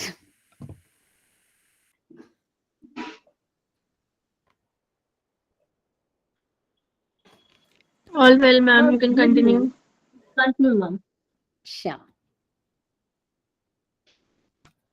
So now, you all know why AI, but now we should know, right, what is AI? So, what is AI? The artificial intelligence, the big bang in this IT industry where it is transforming everything. Now, when people open their mouth in IT, they start with AI, not like some traditional coding, nothing like that. It's all AI everywhere. So, before we dive more into how AI is used in banking or IT, let's first align on what actually mean by artificial intelligence. Artificial intelligence refers to systems or machines that are designed to replicate the way humans think and act. That includes the ability to reason through problems, learn from past experiences or data, make decisions, and solve problems, all without being explicitly programmed for every single task. So now I don't, write a program earlier in the traditional times. If I used to write a hello world program, that will just print hello world. It will never print, hey, do you want a coffee? It would have never done like, hey, would you come out for an evening? It would never have done that. But now, when I write a program using artificial intelligence, when I design my system like that, it would sense it. Oh, okay, now it's an evening. So, yeah, would you like to go for a coffee or a tea? I don't need to write a program explicitly for that, but I need to train my model so that, whenever there is a good, pleasant evening, it can automatically ask me, hey, are you coming for a tea? So, all those things are part of artificial intelligence. Now, in simple terms, we can talk about like AI allows machines to basically simulate all those cognitive functions, the things we often associate with human intelligence. Now it is, taking your human intelligence, learning from, your cognitive abilities, and, designing the system in such a way that, yeah, it can mimic, it cannot be, actual human, but yeah, it can mimic your intelligence. That is why the term artificial intelligence. you know Now think about this, right? You all have used the chatbots in one or the other areas, whether you're using a bank, whether you're, going somewhere in any of the websites. Everybody have enabled their chatbots, whether you're booking a ticket via IRCTC, make my trip, everywhere you will find a chatbot. So, what runs behind the chatbots is artificial intelligence, basically, right? We don't write a specific program if I want to book a train ticket. I don't write a specific program if I want to book a flight ticket. Everything is driven by, that training model, and everything is taken care by that model. So that is the basic, the foremost advantage that we get from this artificial intelligence. You would have all seen, like, we just say, Alexa, turn on the music, and it turns on the music. What is this? That is AI. And there it is processing your voice commands as well.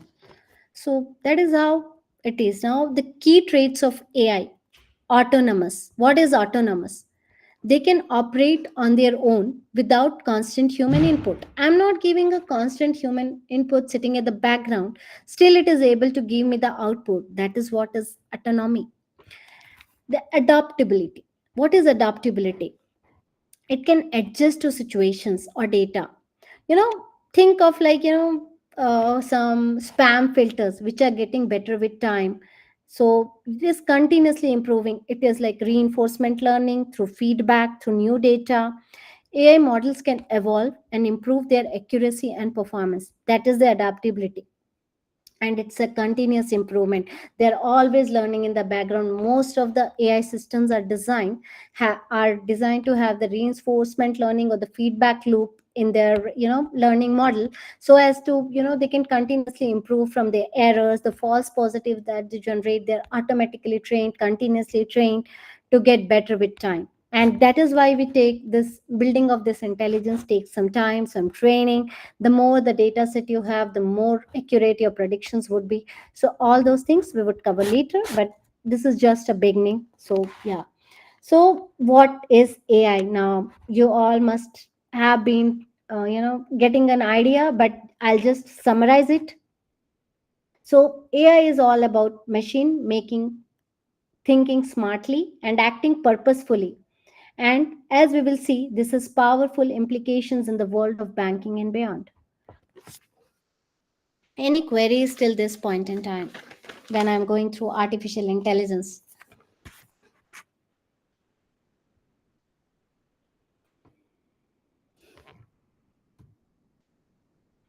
Anything that we are missing, or your thoughts on what is artificial intelligence? How do you think, like, if any one of you can answer, how do you think artificial intelligence, how do you take it in your real day-to-day life? It would be great.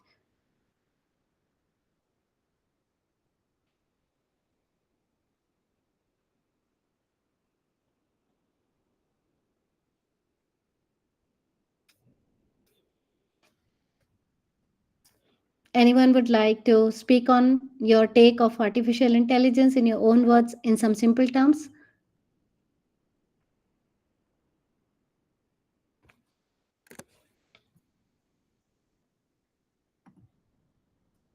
Hope we all are still together.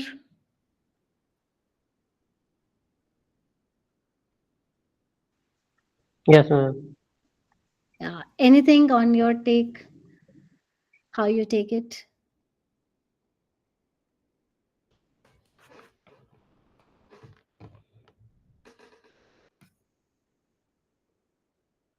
Or shall we proceed ahead if nobody has anything?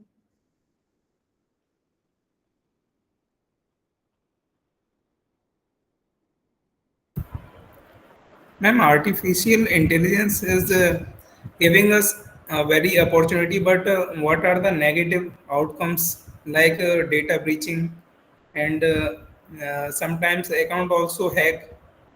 So, what can we do in that time? Every technology comes with their own pros and cons, and there have been things which helps in controlling all these fraud detection, and everything is there. We'll come to that, I think. In the future slides, I'll talk about that, like how do we prevent fraud, what are the systems that are there in the banking system to stop that fraudulent transactions from going through, what are the various patterns that we see and analyze the transactions on, what are the different models that we use. So I'll cover that in the coming slides. Thank you. Okay. So now there are different branches of AI. So think about branches of AI in, like, I have categorized into just four different parts so as to make it more simpler and for everybody, every one of us to grab it and remember it while we go walk away from this session. So first and the foremost thing that I would like to talk about is like machine learning. What is machine learning? The first and the broadest branch is machine learning, or ML. So mostly we will refer to it as a machine learning or ML. So this involves algorithms that can learn from data, identify patterns, and improve their performance over time without being explicitly programmed for each task. I don't write a program for each task, but yeah, definitely it is going to learn from the patterns and the designs and everything. So in banking, this machine learning basically is widely used for predicting loan approvals, calculating the credit scores, or even flagging the fraudulent transactions based on transaction history. So as now you were asking, right, how do we prevent the frauds? So machine learning algorithms help you detect that fraudulent transaction and stop them immediately based on the based on your needs. So these have been there. And then, if you have ever received a credit card and later received a fraud alert, it's likely that ML is working in the real time. And sometimes, like once I was using an Amazon credit card, and I received it just 2 days back, and after, like, I made a huge number of transactions. I had to book so many international tickets. I booked them all within a span of 3 days, and my card was blocked immediately in real time. So that was an ML in action. It was analyzing my behavior strength, and it analyzed that a person received a card, and within some 2 3 days the person has made around so many transactions. So it detected as a fraud, but although it was a false alert, but it helped us, it helped the bank in real time to stop these kind of transaction and see this kind of transaction patterns. And definitely when it was marked as a false positive, we had to reach a customer support, and it was marked as a false positive. So it had learned from that false positive intuition as well, that this is not what is actual prediction looks like. So it would have improved with time, and it keeps on improving, it keeps on learning. That is what a machine learning is all about. If we talk about deep learning, now we have deep learning, a specialized this is basically a specialized area within the machine learning. It uses what we call neural networks. All of you must have heard neural networks with multiple layers, which are loosely inspired by how the human brain works. And these networks have multiple layers, where the word deep comes from. Our brain, as you all know, right, it has a huge veins interacting with each other, up, down, everywhere. It's all interconnected. So where it is like helpful, this deep learning is particularly powerful for complex tasks like image recognition, voice recognition, and video analysis. And in banking context, this is used for image based KYC verification, like matching your selfie with your ID document. If you upload a selfie now, you can basically, if you upload an ID card document, it will help you validate like everything is clear, everything is proper or not. So everything comes with deep learning. This is a huge set in the branch of artificial intelligence. Natural language processing. Now, you all know what is a natural language. The language which human speaks is natural language. But then what is natural language processing? So, this branch basically focuses on helping machines understand and interpret and generate human language, whether it's a text or a speech. Today, like now, I'm speaking to all of you. If there was a NLP in place, it would have recognized, and it would have created a AI trend that this person is speaking about AI, this person is speaker, this person is speaking to this faculty members, and all those trends it would have calculated based on my you know the kind of interactions I'm having with you all. And NLP in banking basically powers the chatbot you interact with banking apps, those that can answer your questions like what's my account balance, what show my last transaction history, show my last 10 transactions. So all those things are my natural language processing. Computer vision, now this is a new term, this is a new thing. So what we mean by computer vision, so it's like making your computer have a vision of you, the like the way I can see, my computer can see. This is the creating that kind of intelligence that yeah, my computer can see, and ability to understand visual inputs like photos, videos, and scan documents. And where in banking this is exactly used is in the facial recognition, biometric authentication, and ATM surveillance. Each of these branches, these four branches that we talked about, has a distinct role to play. And many AI applications, especially in banking, actually combine two or more of these technologies to deliver, smarter, more secure services. So in the next few slides, we'll start connecting these concepts to real world banking use cases. So, you will find like machine learning is working with natural language, or natural language taking some computer vision to enhance its own algorithms. It's a big system which is designed using all these fields of AI, and it will enhance all our productivity, bank's productivity, and it will give more insights to what it is. So they basically work together, like the digital assistant in a bank may use an NLP for voice, machine learning for the recognitions, and deep learning for the context, from where and all it is getting its context. So any queries till this, or shall we proceed ahead?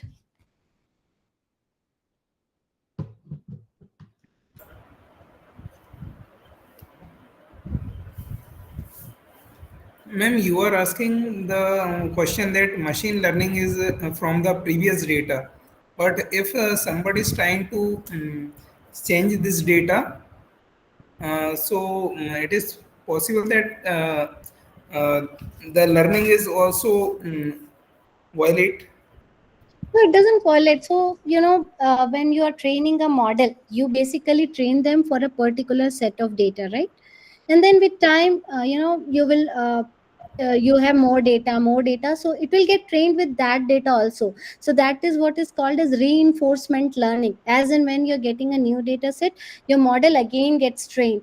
So that is how we build the accuracy among the models. So that is an important part, the reinforcement learning. I'll cover that later. So that is an important part. How this feedback loop works in the machine learning is a very important part, where your model gets trained over time and for its accuracy and predictability. Thank you. Yeah. It will never go wrong. Basically, there I'll come to the concepts of how this overfitting, underfitting, and all those things work, and then maybe you'll have more clarity. Yes. Thank you. So now this is a very important thing, the supervised and the unsupervised learning. What is supervised learning? So all of you faculty members know how you supervise your students, right? You all are sitting in a class. So how your students learn is under your guidance. That is your supervised learning. What is unsupervised learning? Your students go back home and whatever they learn without you, without your support, is a unsupervised learning. But it not so in the AI world, it's not that, like, we will relate it to how it is important in the AI world, both kind of learnings. So supervised learning is a model that is trained using the labeled data, which means the input data already comes with correct answers or classifications. You already had all the classifications among your data, and you try to train it. Like, just think of this, like, you are teaching a small child using a flashcards. You are showing the child the flashcards, and then you show them, like, it's a picture of cat, and say, this is a cat. And over the time, they learn to recognize cats on their own, right? This is what the model does. It learns mapping between the inputs and the expected output. So I've taught my child to say that is a cat. So he will, next time when I show him a cat, he'll say, yeah, it's a cat. If I show him a dog, next time we'll show it as a dog. So that is what is a supervised learning. So a basic example of supervised learning in banks is a fraud detection. You train the model with the past transaction data, where each transaction is already labeled as a fraud or not a fraud. So I had a huge list of enormous list of data set where all the transactions had been mapped as a fraud or not a fraud, and I'm training my model with that. That is a supervised learning that I'm doing. But now if you talk about the unsupervised learning, unsupervised learning works without any labels. Here, the model is simply given the raw data and asked to find the patterns or grouping on its own. So, how you can think of it is like, suppose I give my child a basket of mixed fruits, and now I don't tell him, okay, which fruit is which fruit. And I'll ask them, okay, sort it into the similar groups based on the color, shape, or size. I've not told him anything. I just given him a huge basket of fruits and asked him to sort it based on his understanding. You know, so this is what is unsupervised learning. Now in banking, how do we relate it is like customer segmentation. Based on the transaction history, this model might group the customer into high spenders who spends, like, you can, seeing my transactions, you can say, oh, this person does a huge set of online transfers, huge online shopping. This person has a lot of, money to be deposited to the loan account. Or, these persons, these set of people, they don't save anything and they want to spend everything on the dining experience. So what I'll do with that data, now I'll, modulate my bank, my algorithm, to offer, to incorporate that special offer to that particular segment of customers. I'll roll out, targeted offers now, based on the product, rewards, or services. So as I was telling you, right, suppose if my transaction history shows this person eats a lot outside, then maybe a diners club card I'd offer to that person. And that person's thought process would be like, I spend most on the eating, so I want something which I can benefit. I want a card which would benefit from dining out. Suppose that transaction, so, oh, this person books like too much of airline tickets, then yeah, I need an air miles card that would, uh, that is, touching my sentiments. Yeah, I spend a lot on this, so yeah, this card is beneficial, which is beneficial for the customer as well as the bank. So, this is how the unsupervised learning works about. So, in simple terms, what is supervised learning? It answers your specific questions using the labeled data, while unsupervised learning explores unknown, looking for hidden patterns. And supervised learning comes more from the historical data because it is available. But unsupervised learning, it becomes powerful when exploring unknown trends or clusters in customer data. This is very, very important.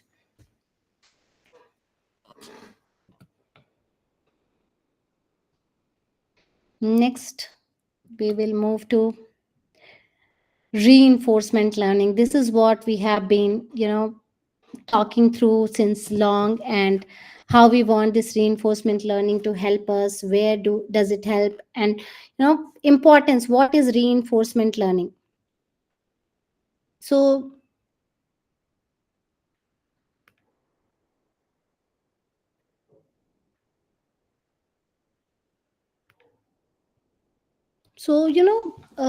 AI basically, we in reinforcement learning, what we do is, when agent learns to make decisions, by interacting with the environment, instead of told what the correct action is, the agent learns through trial and error. So here, it does some trial and error. When we do have a weightage, we just put some weightage, like it will get some rewards for the right actions, and we are deducting something when it's doing something wrong.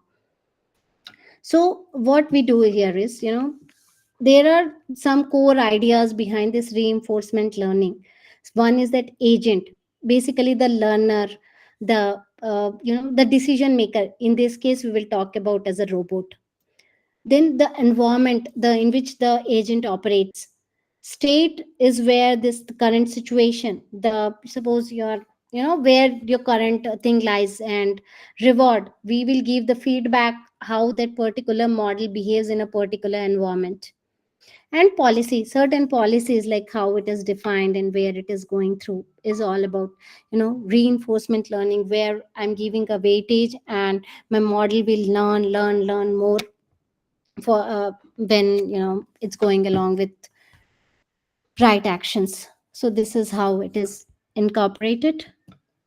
Now, it's all you call AI is artificial intelligence versus human intelligence, where and all it goes different.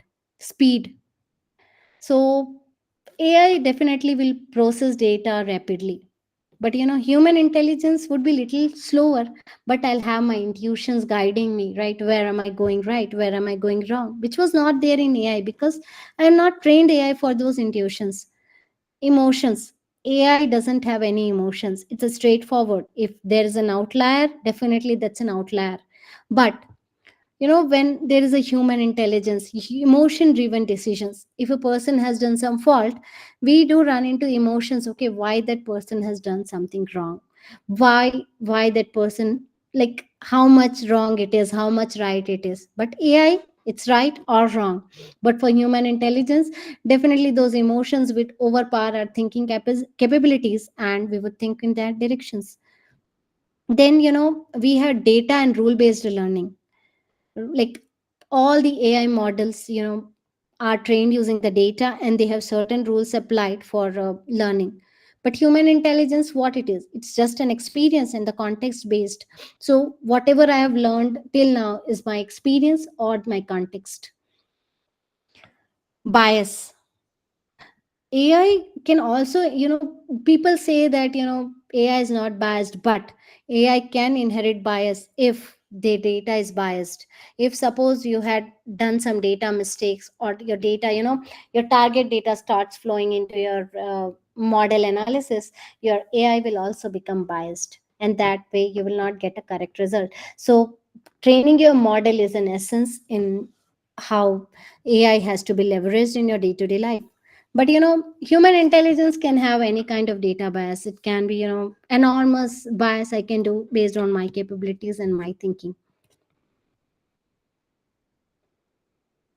Next, common myths that we all think, oh my god, I'll lose my job if AI is there.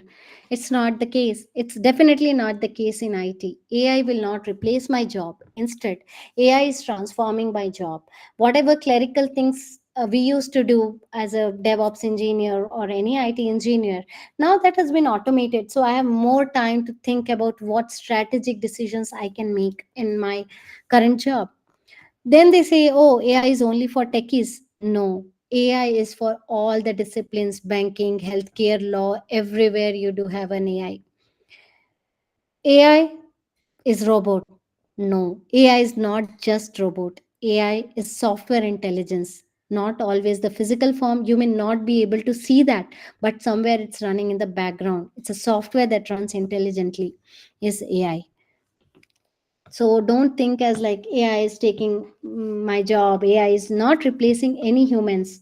It complements us, taking over repetitive data heavy tasks, while humans focus on strategy, ethics, empathy.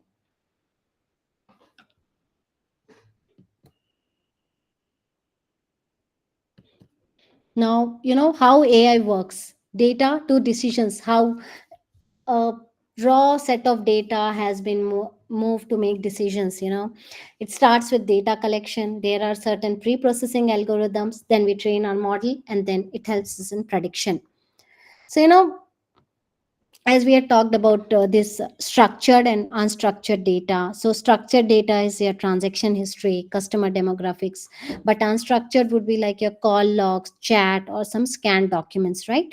So all these data, when taken into consideration, we do have to apply different pre-processing logic. The better pre-processing you do, the better model training you would be able to achieve, and the better predicted results you will get. So it's not like we'll talk about like fraud detection system, right? So initially it would have generated some false positives, but after reviewing it, it learns like which flags were correct and retains the model to reduce future errors. So this is how it is. Now let's talk more into the details of feedback loop. This is a most important thing to talk about. So as I was talking, right, so AI model without a feedback loop is like a car with no steering. It can't correct its course. So suppose I have gone wrong, I cannot correct it. I cannot drive my car the way I want to. So that is the importance of a feedback loop. It's very, very important. Any queries this point in time, or I'll give you more details on this how it is, right? So as I was telling you, AI systems learn continuously from their performance. They keep on learning. There is a step to learn, keep learning. So after making the predictions, the system receives the real world alerts, like was the prediction right or wrong. Now I have to adjust my model based on this information, because the prediction earlier I said, oh, this customer is making a fraudulent transaction, but that was a false positive. Now I have to adjust my model so that I don't flag that customer again, because that will not be a good customer experience, first of all, to start with. Then, how this loops helps in AI. It will, this feedback loop will help me improve my accuracy with time. It will help me to adopt to new techniques. What happens, a fraudulent technique, if a customer is doing a fraud, if a person is doing a fraud, uh, you know suppose I catch him, okay, this is one particular area of fraud, next time that person will try to do another type of fraud.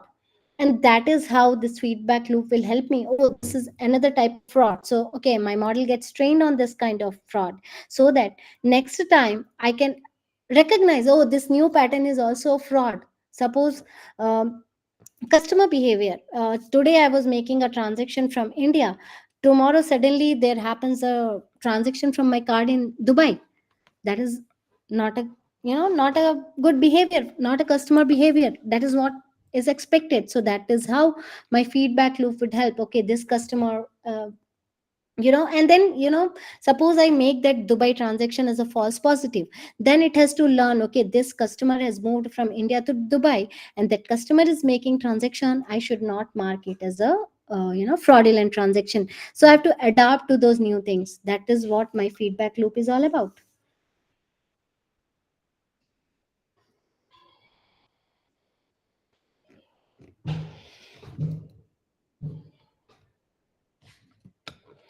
Now, um, AI in real world. Basically, I'll talk about some real world use cases where you see IT. IT will talk about it, but real world where it happens. So, first and foremost example is code review by AI, what it is. So now with the tools coming like GitHub Copilot, Deep Code, Chat GPT, and whatnot. So, earlier, some few years back, there has to happen a manual code review where a person used to sit with you, help you when you were stuck in some code. But now you have a pair programmer, GitHub Copilot, that would on the fly write your code with you. If you want something to be predicted, that Copilot will help you predict the code. My productivity would increase. Earlier I used to traverse so many pages to get one simple line of code matching my context. But now this GitHub Copilot, when it is opened along with my IDE means integrated development environment, like Eclipse, or whatever IntelliJ you are using, if it is integrated with that, it knows, oh, this is my context and this is what fits to that context. In one line it gives me a solution. So GitHub is like my peer programmer who is working with me day in day out, and there is no manual effort. I can work late night, I can work early morning based on my time preferences. I don't need a human intervention for my code quality. If I run some scans, using these tools, it helps me in early bug detection as well. It tells me, oh, this is where your code could go wrong. Here is the line where you can get a null pointer exception. Here is where it will throw some algorithm except some arithmetic exception, so I can go ahead and fix it. So that is where it has saved my time and effort, and it has given me huge horizons to think beyond just writing a piece of code. I can now think more about the NFRs, the non-functional requirement, like where and all my monitoring, alerting, and all those things would come from, because coding is now being helped by GitHub Copilot. Now, another use case, right? DevOps automation. So it has automated most of my CI/CD things. It had automated my alerts, performance optimization. AI helps me uh, a deep changes into my performance. Like, it analyzes my performance trend and it can predict, okay, this is where your high volume transactions would come, and you have to automate that. You have to, my system may crash during this load, so you have to either make a provision for the scalability at this point in time. Like, suppose in the banking architecture, during the in the US, holiday season, the banking trends are way high. So this this system, this AI predict helps me predict, okay, on 20, sorry. So where and all it may crash, and what all should I do to stop my system from failures. It helps me doing all those things. Intelligent ticketing is one more thing that we happen in the real world. So intent detection, or AI classifies and routes IT service tickets. So one ticket gets routed, your basically all these front end chatbots are routing the service tickets to the correct back end persons, and all those things happens in the real world. Predictive maintenance is one more thing, right? So in the real world, basically it helps me predict and maintain my systems using the historical logs. So it will go ahead and analyze the trend of my logs and see, okay, this is where it had failed and this is where it may fail, so I have to go and fix that particular area.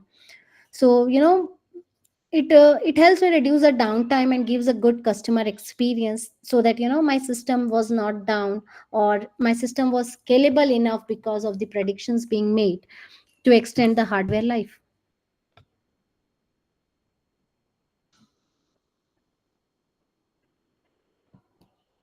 Now we'll talk about the specific use cases in IT industries, the information technology industry, where and all AI is helping us.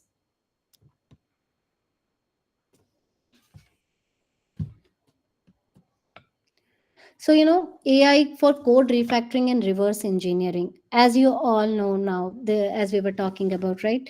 GitHub Copilot and the tools like this, Chat GPT, Gemini, all those things now, most of the IT industries have taken the licensed version of, this tools, and they are integrated with all the runtime environments. So how it helps is, it is integrated with my ID. So as and when I'm writing a piece of code, something I've written it, if I want to fine tune that code, immediately this model is predicting, oh, this is where you have gone wrong, this is how you have to refactor to make it working, to make it you know performance optimizations and all those things. It is taking care automatically. It helps me suggest, right, where do I create summaries, where do have I gone wrong, or if I'm stuck somewhere, some logic is not coming to my mind, I'll just give some prompts, and then it will say, oh, this is what you need to do. So it will help me in lot many places, right? And if you talk about this reverse engineering, I'll come later. This is a case study that we would try to do for modernizing. So automating the DevOps, as we were talking about, right, in IT, the DevOps jobs have been, they tell like all the DevOps jobs are being taken away by AI. It's not exactly the truth, but yeah, some DevOps roles have been converted into the mainstream roles, where and all those CI/CD pipelines. What is CI/CD here? The continuous integration and development pipelines have been optimized to create builds to predict failures, and it automatically remediates some of the coding issues. Suppose while during the deployment it finds out, oh, this is where it may fail, this is the JUnit which is impacting that piece of code which may fail.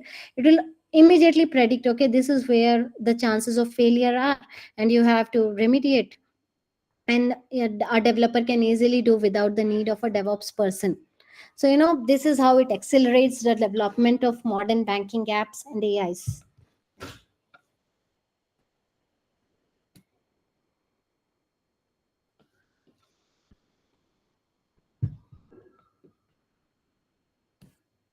Now, AI in core banking, how we can leverage AI in our core banking applications. As we all know, banking is like highly regulated, and you do have lots of things to be taken care of. You cannot have all the AI integrated so easily in all the banking systems, because these systems are quite legacy systems. These are like all mainframe system, COBOL systems, which have been written some decades back, and it is really tough to break it into microservices, or that kind of monolithic architecture really makes it difficult to have an AI. But we'll talk about some use cases which are actually possible.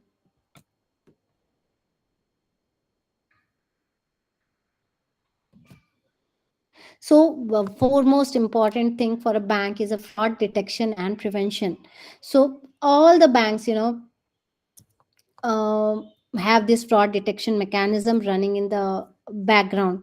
So, what they have is like, traditionally there used to be, fraud systems which had some static rules, and that okay, this is what it is fraud, this is what is not fraud. And fraudsters, they had that more capability of thinking, so fraudsters would basically adapt quickly, and banks were not able to detect and block fraudulent transactions in real time, which had a huge customer impact and a huge losses to the banks, right, because of the static rules.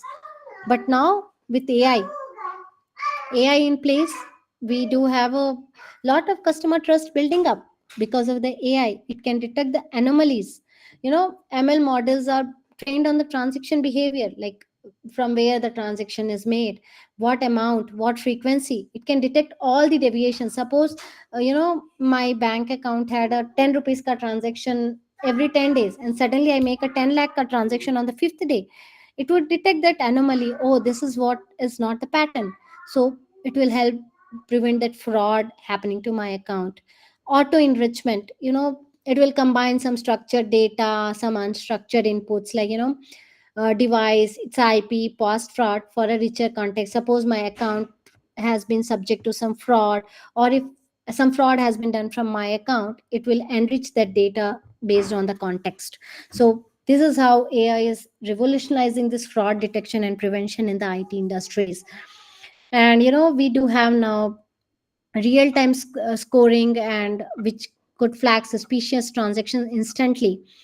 And the way I was talking about this feedback loops, right? So false positive, confirmed fraud, everything has is been trained, the model has been trained with the feedback loops again, so as to learn, so that it learns from its mistakes and does not repeat the same mistake next time.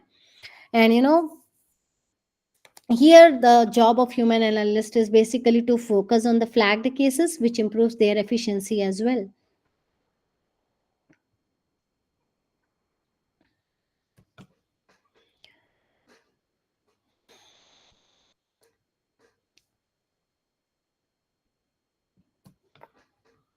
Another example I'll talk about is this process automation. Okay.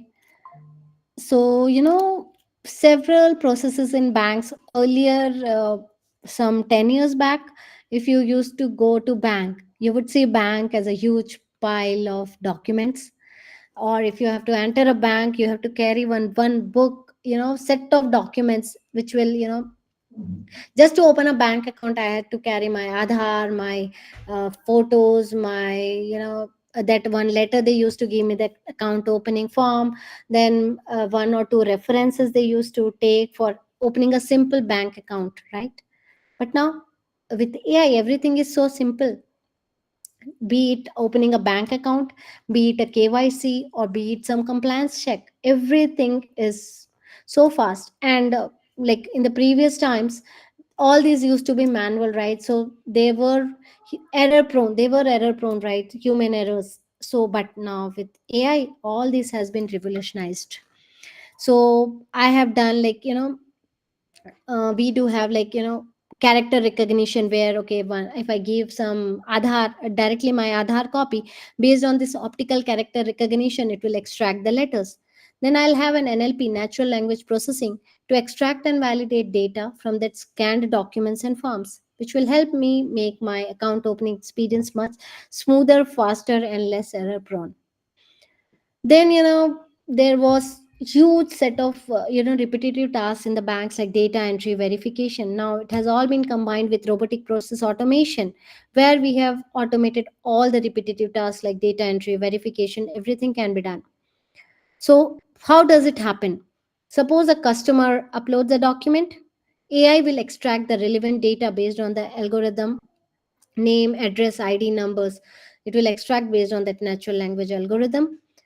RPA fills into core banking forms or systems. Discrepancies are flagged for human review. Definitely, there is a human intervention needed. When there are certain discrepancies which have been flagged, then a human intervention will mark them as a false positive or a actual anomaly, and they can correct that discrepancy. And then it will definitely speed up my approval cycle. It will reduce my error rate and labor cost. So this is one of the great revolutions happened in the IT industry after the AI coming into picture.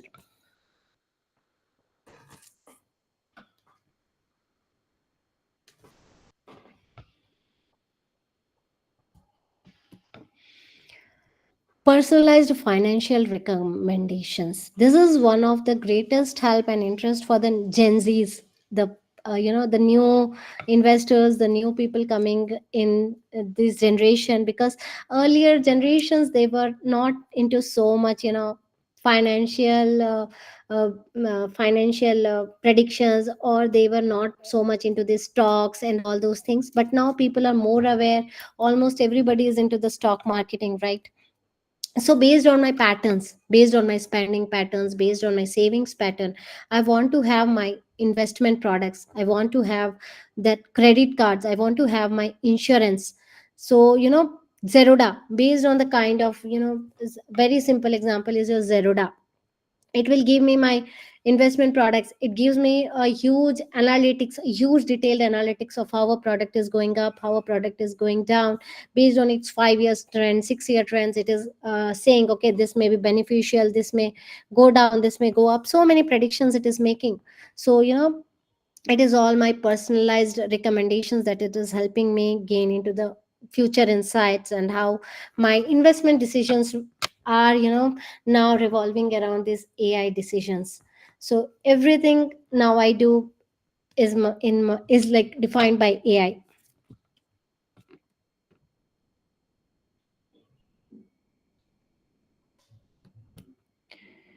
Any anti money laundering, this is very much important for a bank. As a banking industry, money laundering has to be stopped at any cost, right? So rule based detection is now not there. AI basically now detects the pattern of layering and placement, from where and all these money laundering activities are happening. What are the what are the patterns under which this money laundering is happening.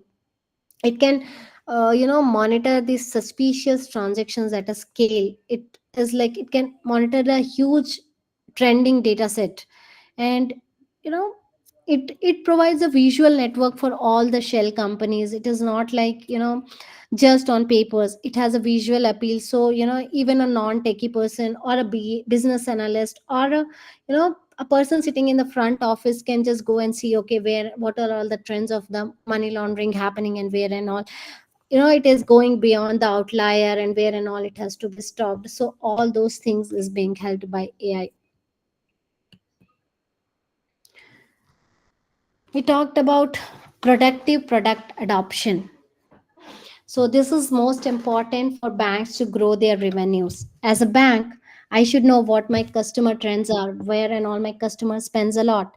So with the help of AI, I'll forecast which customer is likely to buy a product. If I roll out, okay, that kind of credit card where it has more dining points, I would know, okay, this segment of customers I need to focus and roll out the offers so that I gain more customers, more probability. And this helps me more into that customer relationship integration and targeted campaigns. It helps me a lot on those lines.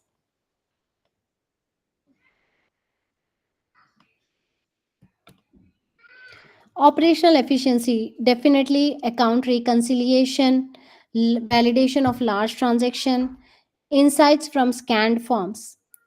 Account reconciliation is very much important. Like if a transaction has been initiating from a particular system, the same amount, the same kind of transaction should reach the final destination. It should not be like it should be tampered in between. It would have been changed in between. All these things can be predicted using the AI. So this helps me overcome the cost and the manual errors that happened in between the cycles of the transaction being flowing. So that is where my operational efficiency would come in place. Now, we all are aware of AI powered chatbots. These are like the new frontline of banking. So, if you know, right, Indian banks are the early adopters of the AI chatbots tech, especially for handling volume based queries. These systems also collect feedback to keep improving accuracy, right? So, if you talk about, availability 24 cross 7, it's reducing the wait time for customers. This chatbot is available for me. I want to inquire my balance. I'll just go and say, hey, what's my account balance? It will give me. It will handle some routine queries like account balance, mini statement, transaction status, and whatnot. Personalized greetings based on the customer profile. Now, customer preferences, my preferences are now taking over. You know, it should be like, suppose I want this to be in Hindi, I want to be in English, I want this to be in Canada, anything has to be based on my customer profile, which AI clearly takes care of.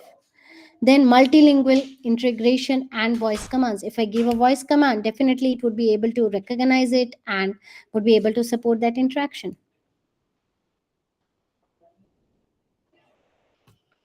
So, what is a chatbot? What makes it so smart that everywhere you think, like every system you think of is a chatbot, has an integrated chatbot, right? So, what is a chatbot? Think of it like you give a user input. In the background, a natural language processing engine works day in, day out to break your user input. It detects your intent, that is called as intent detection. Then it calls the API. The API call is like the core banking APIs that you have, and then it generates a response. This is how a simple chatbot looks like. So when you're having the case studies in your college or something, you can try creating this small chatbot with the basic engine and basic intent classification model and all those things. You can try. Now, how it happens? It uses a natural language processing system to understand your queries. Okay, suppose I'll come to the details also. Now, suppose then it employs a machine learning to improve with each interaction. So it is learning from the data set you have given.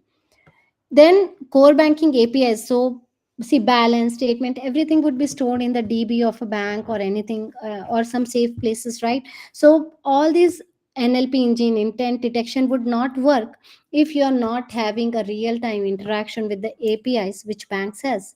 API is like nothing but the application programming interface where we are giving some slash balance to reach to the particular balance, or slash statement to reach to the particular statement. And concept con- context wise replies also it can help us to integrate with.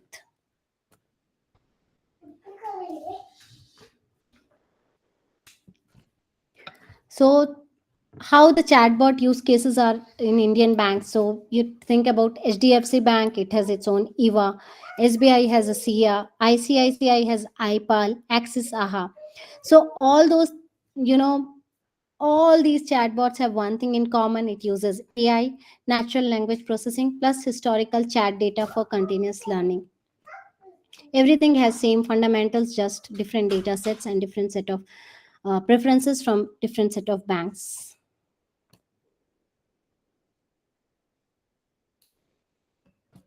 So, this is a high level chatbot architecture where a user inputs something, text or voice command. Then a user interface happens like a mobile app, website, WhatsApp, IVR, anything. Then there is a message gateway. Then there comes a natural language processing engine, which has that intent recognition, entity extraction. It tracks the, suppose I talk about like show me my account balance, so it gets that intent, right, that I need to know my balance. Then there is a dialogue manager which helps in the context handling, response routing, AI decision. This is an optional engine, but ML based recommendation, risk scoring, fraud check, everything has been integrated here. Then comes the banking API or the core banking system, which touches the core of the bank, like getting the account info, transaction logs, or the loan status, or the EMI info, which is stored in the core banking systems. Then there is a response generator, which is nothing but a text, card, button, anything. And then the user interface.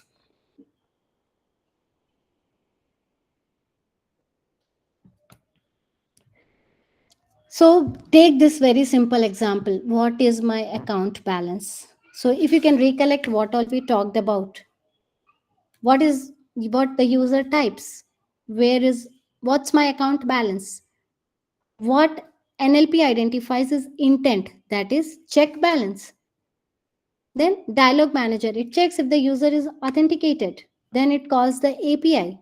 Suppose there is a get balance and the user ID, whichever user I have logged in, and it gets that details. It calls that API and it gets a response 24,500. And the chatbot replies, your current balance is 24,500 as of today. So all those things are broken down into small chunks, which the NLP can identify your intent, and then it can route to a proper correct API in the backend and get a response for you.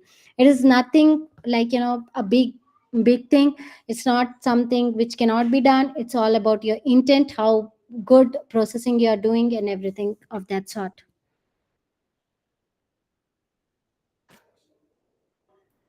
So this is how an integration of AI with core banking systems looks like.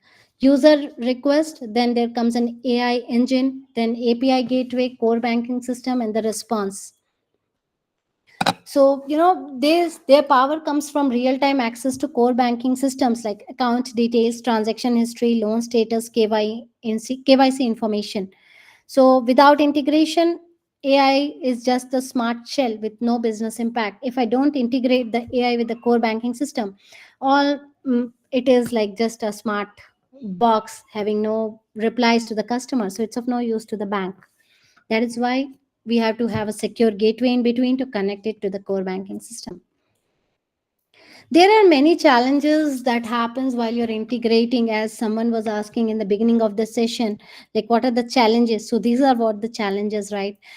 Most of the banking systems are legacy. They don't have a proper API support. There are data silos. Ma'am, screen is not visible. Sorry? Okay, now it's Is it? visible. Okay, I will screen share. Okay.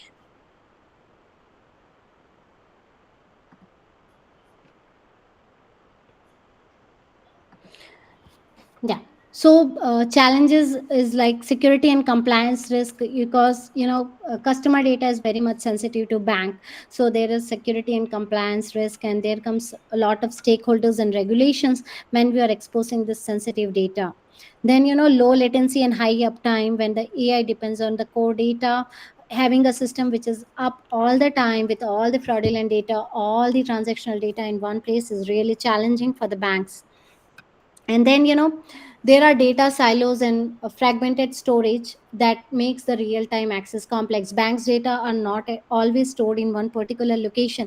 They are stored in different locations, and data is broken across multiple chunks, which really makes it difficult to have its access in the real time. So what are the best practices that we can do is like we have to use secure encrypted APIs with role based authentication. So now whatever APIs we are leveraging has to have a role based authentication. It has to maintain a data audit trail for AI decisions, and we have to opt for a modular integration.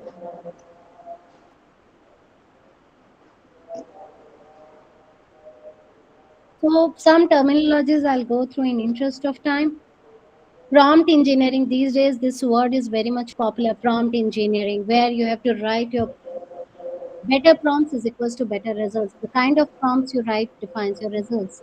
Vibe coding, this is really very much trending term, where you're crafting prompts to evoke or align with a specific tone, emotion, or personality style.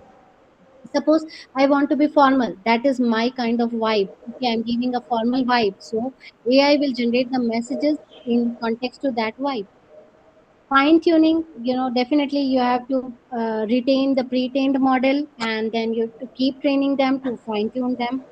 Tokenization, the better you tokenize, the better your results are.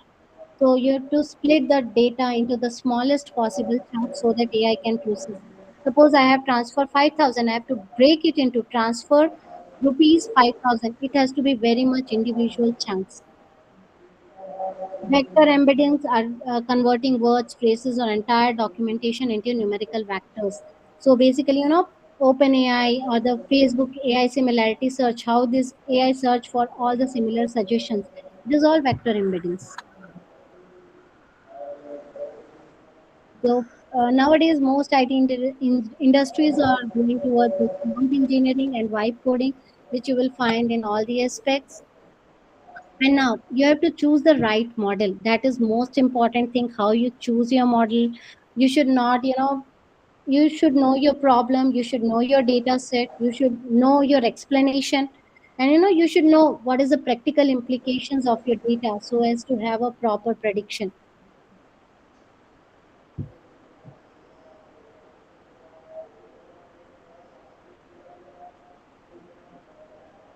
So common mistakes that we do, overfitting the model. We keep training the model, we keep training the model so well that it loses the generalization to the real world. It has been trained just to give the answer to the specific queries. So, high accuracy on training data will be a poor performance on your test data, because I have trained my model so accurate, now it doesn't know how to use it in the generic situations. So you have to have regularization across those data sets, and then you can avoid it by including better features and tuning model parameters. Then underfitting is one more important thing, when model is too simple to capture underlying patterns. So this is not Ow! data leakage is one more common mistake, where your uh, answered the predicted data should not be part of your prediction data, which gives you a very very wrong result. And bias and ethics should be avoided. Certain groups, certain things, which goes into your data and which makes it biased, has to be avoided. So you need to have auditing your data sets and stuffs like that. So there are certain best practices. You have to have clean data, you have to cross validate your model, you have to monitor performance post deployment, you have to always keep a human in the loop and comply with regulations. So future trends are generative AI, real time personalization, blockchain, quantum powered finance. So this is one, case study impact of AI driven discovery. So, there are tools like Knowledge Assist now available in banks, which, helps us to gain all the documents available in the banks, which can be leveraged in modernizing architecture. It will have legacy code bases, configuration file, operation manuals, everything. And it will help you build a knowledge graph and how you can modernize those legacy applications.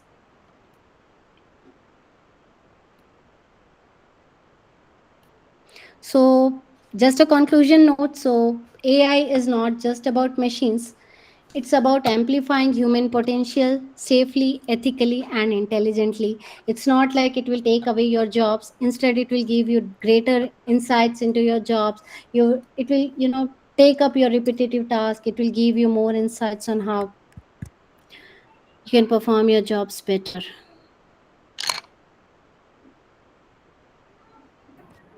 Any queries? Thank you, Madam Abhagupta. Actually, I have If there are any sort of questions people may ask.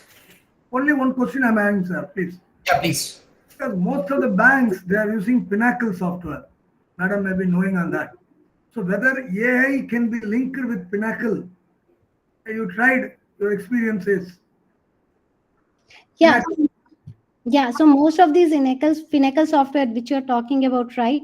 So nowadays all these softwares comes integrated with AI capabilities. So when a bank is going towards a modernization journey, right, whenever they have to consider some products which are available in the bank, be it Infosys Pinnacle, TCS, BNCS, it will first check for its AI capabilities. That is one of the performance measures they have, one of the important measures they have while having or buying a software. So yeah, definitely all these Pinnacle software for the high performance, for the scalability, and the other capabilities have one or the other things in AI. Plus we can integrate our own AI. As a bank, what we do is like we buy a product from outside, but we don't use that product as it is.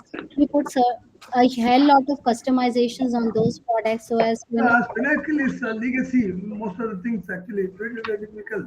Now, of course, AI is coming. Very good. Thank you. Thank you very much. Hello, ma'am. Hello. Hello, ma'am. Yes. Yes, Vijay, yes. sir. number is audible. Yeah. Basically, ma'am, to work on the bank, some data sets are available from where we can get the data sets for the research purposes. Data set. Data set for research purposes and for applying these LLMs or AI model. Okay, you want some data sets to be available, right? So Yeah, in banking banks, domain. basically, yeah, we basically create some synthetic data sets. So there are some tools like JMeter and all, which you can leverage. Like you can give a set of data in there, and it will help you generate as per your needs, the data as per your needs. You can grow that data exponentially, and that is how even in banks we do use in our non-production environments. We don't have access to all the data sets, right? So we do create our own synthetic data. We enhance the data exponentially to create a large data set. Plus there are some some sandboxes available in Amazon and all, which you can try out and bring, build your models around that and train your models. Amazon do provide some sandbox environments. You have to create your account and start using that. And Microsoft, I think Mastercard provides some APIs which you can use as it is to fetch some data. So you can leverage those APIs to gain more of the banking data if you need. Okay, thank you, ma'am. Ma'am, just can you message that site name your site for synthetic data? Yeah, it's not handy with me. I have to search that Mastercard. If you search Mastercard data, Mastercard APIs, you may find more. Okay, no problem. Thank you.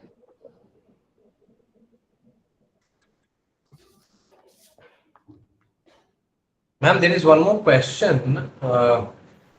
Then what are some of the advanced NLP techniques that you have used in your projects, if at all? So From there your have been many, right? So first of all, this as we talk about all the way, right, chatbots. So we do use certain NLP techniques, like we are not banks are not one who will adopt something which is not there, not there and not in use, and which has not been fine-tuned, fine-trained. So when we look about tokenization or the neural networks, we do use those kind of techniques most in our projects, where you do the data chunking and all those things. So chunking is one more thing that is now trending in banks. So data chunking, information chunking, we have been using all of these.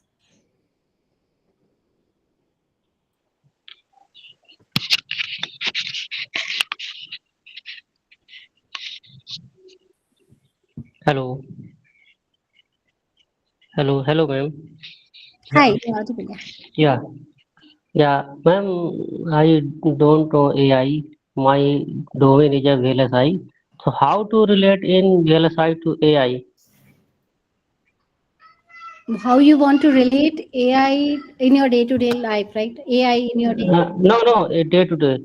In how to correlate in VLSI domain? with VLSI domain, VLSI. VLSI domain. Yeah, how to correlate that? Okay, so VLSI domain, I'll think about.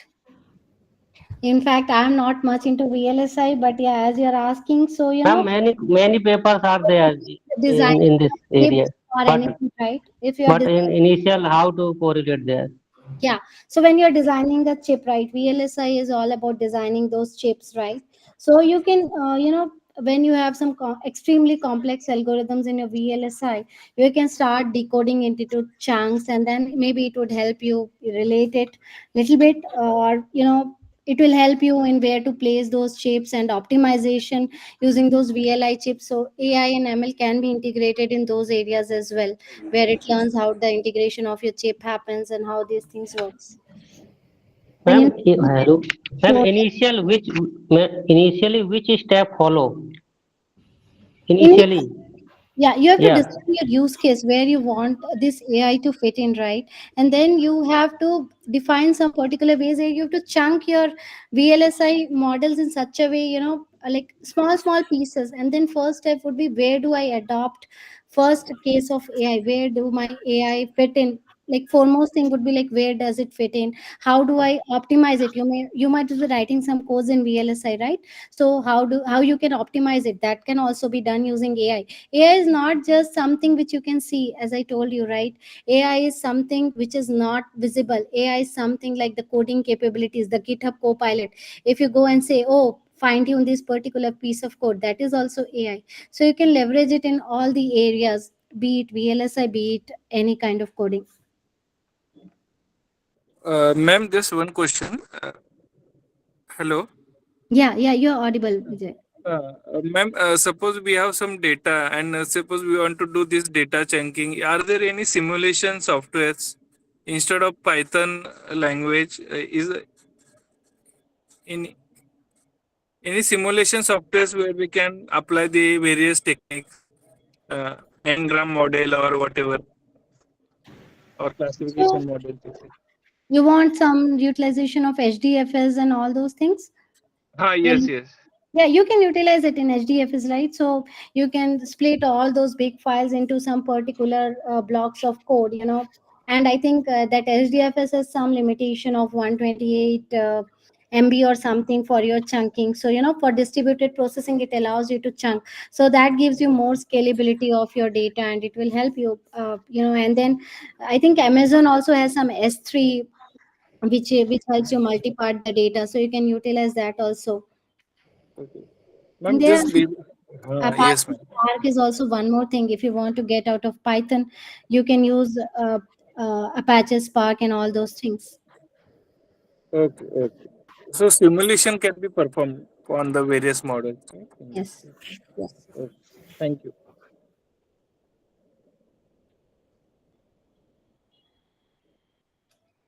Any other queries?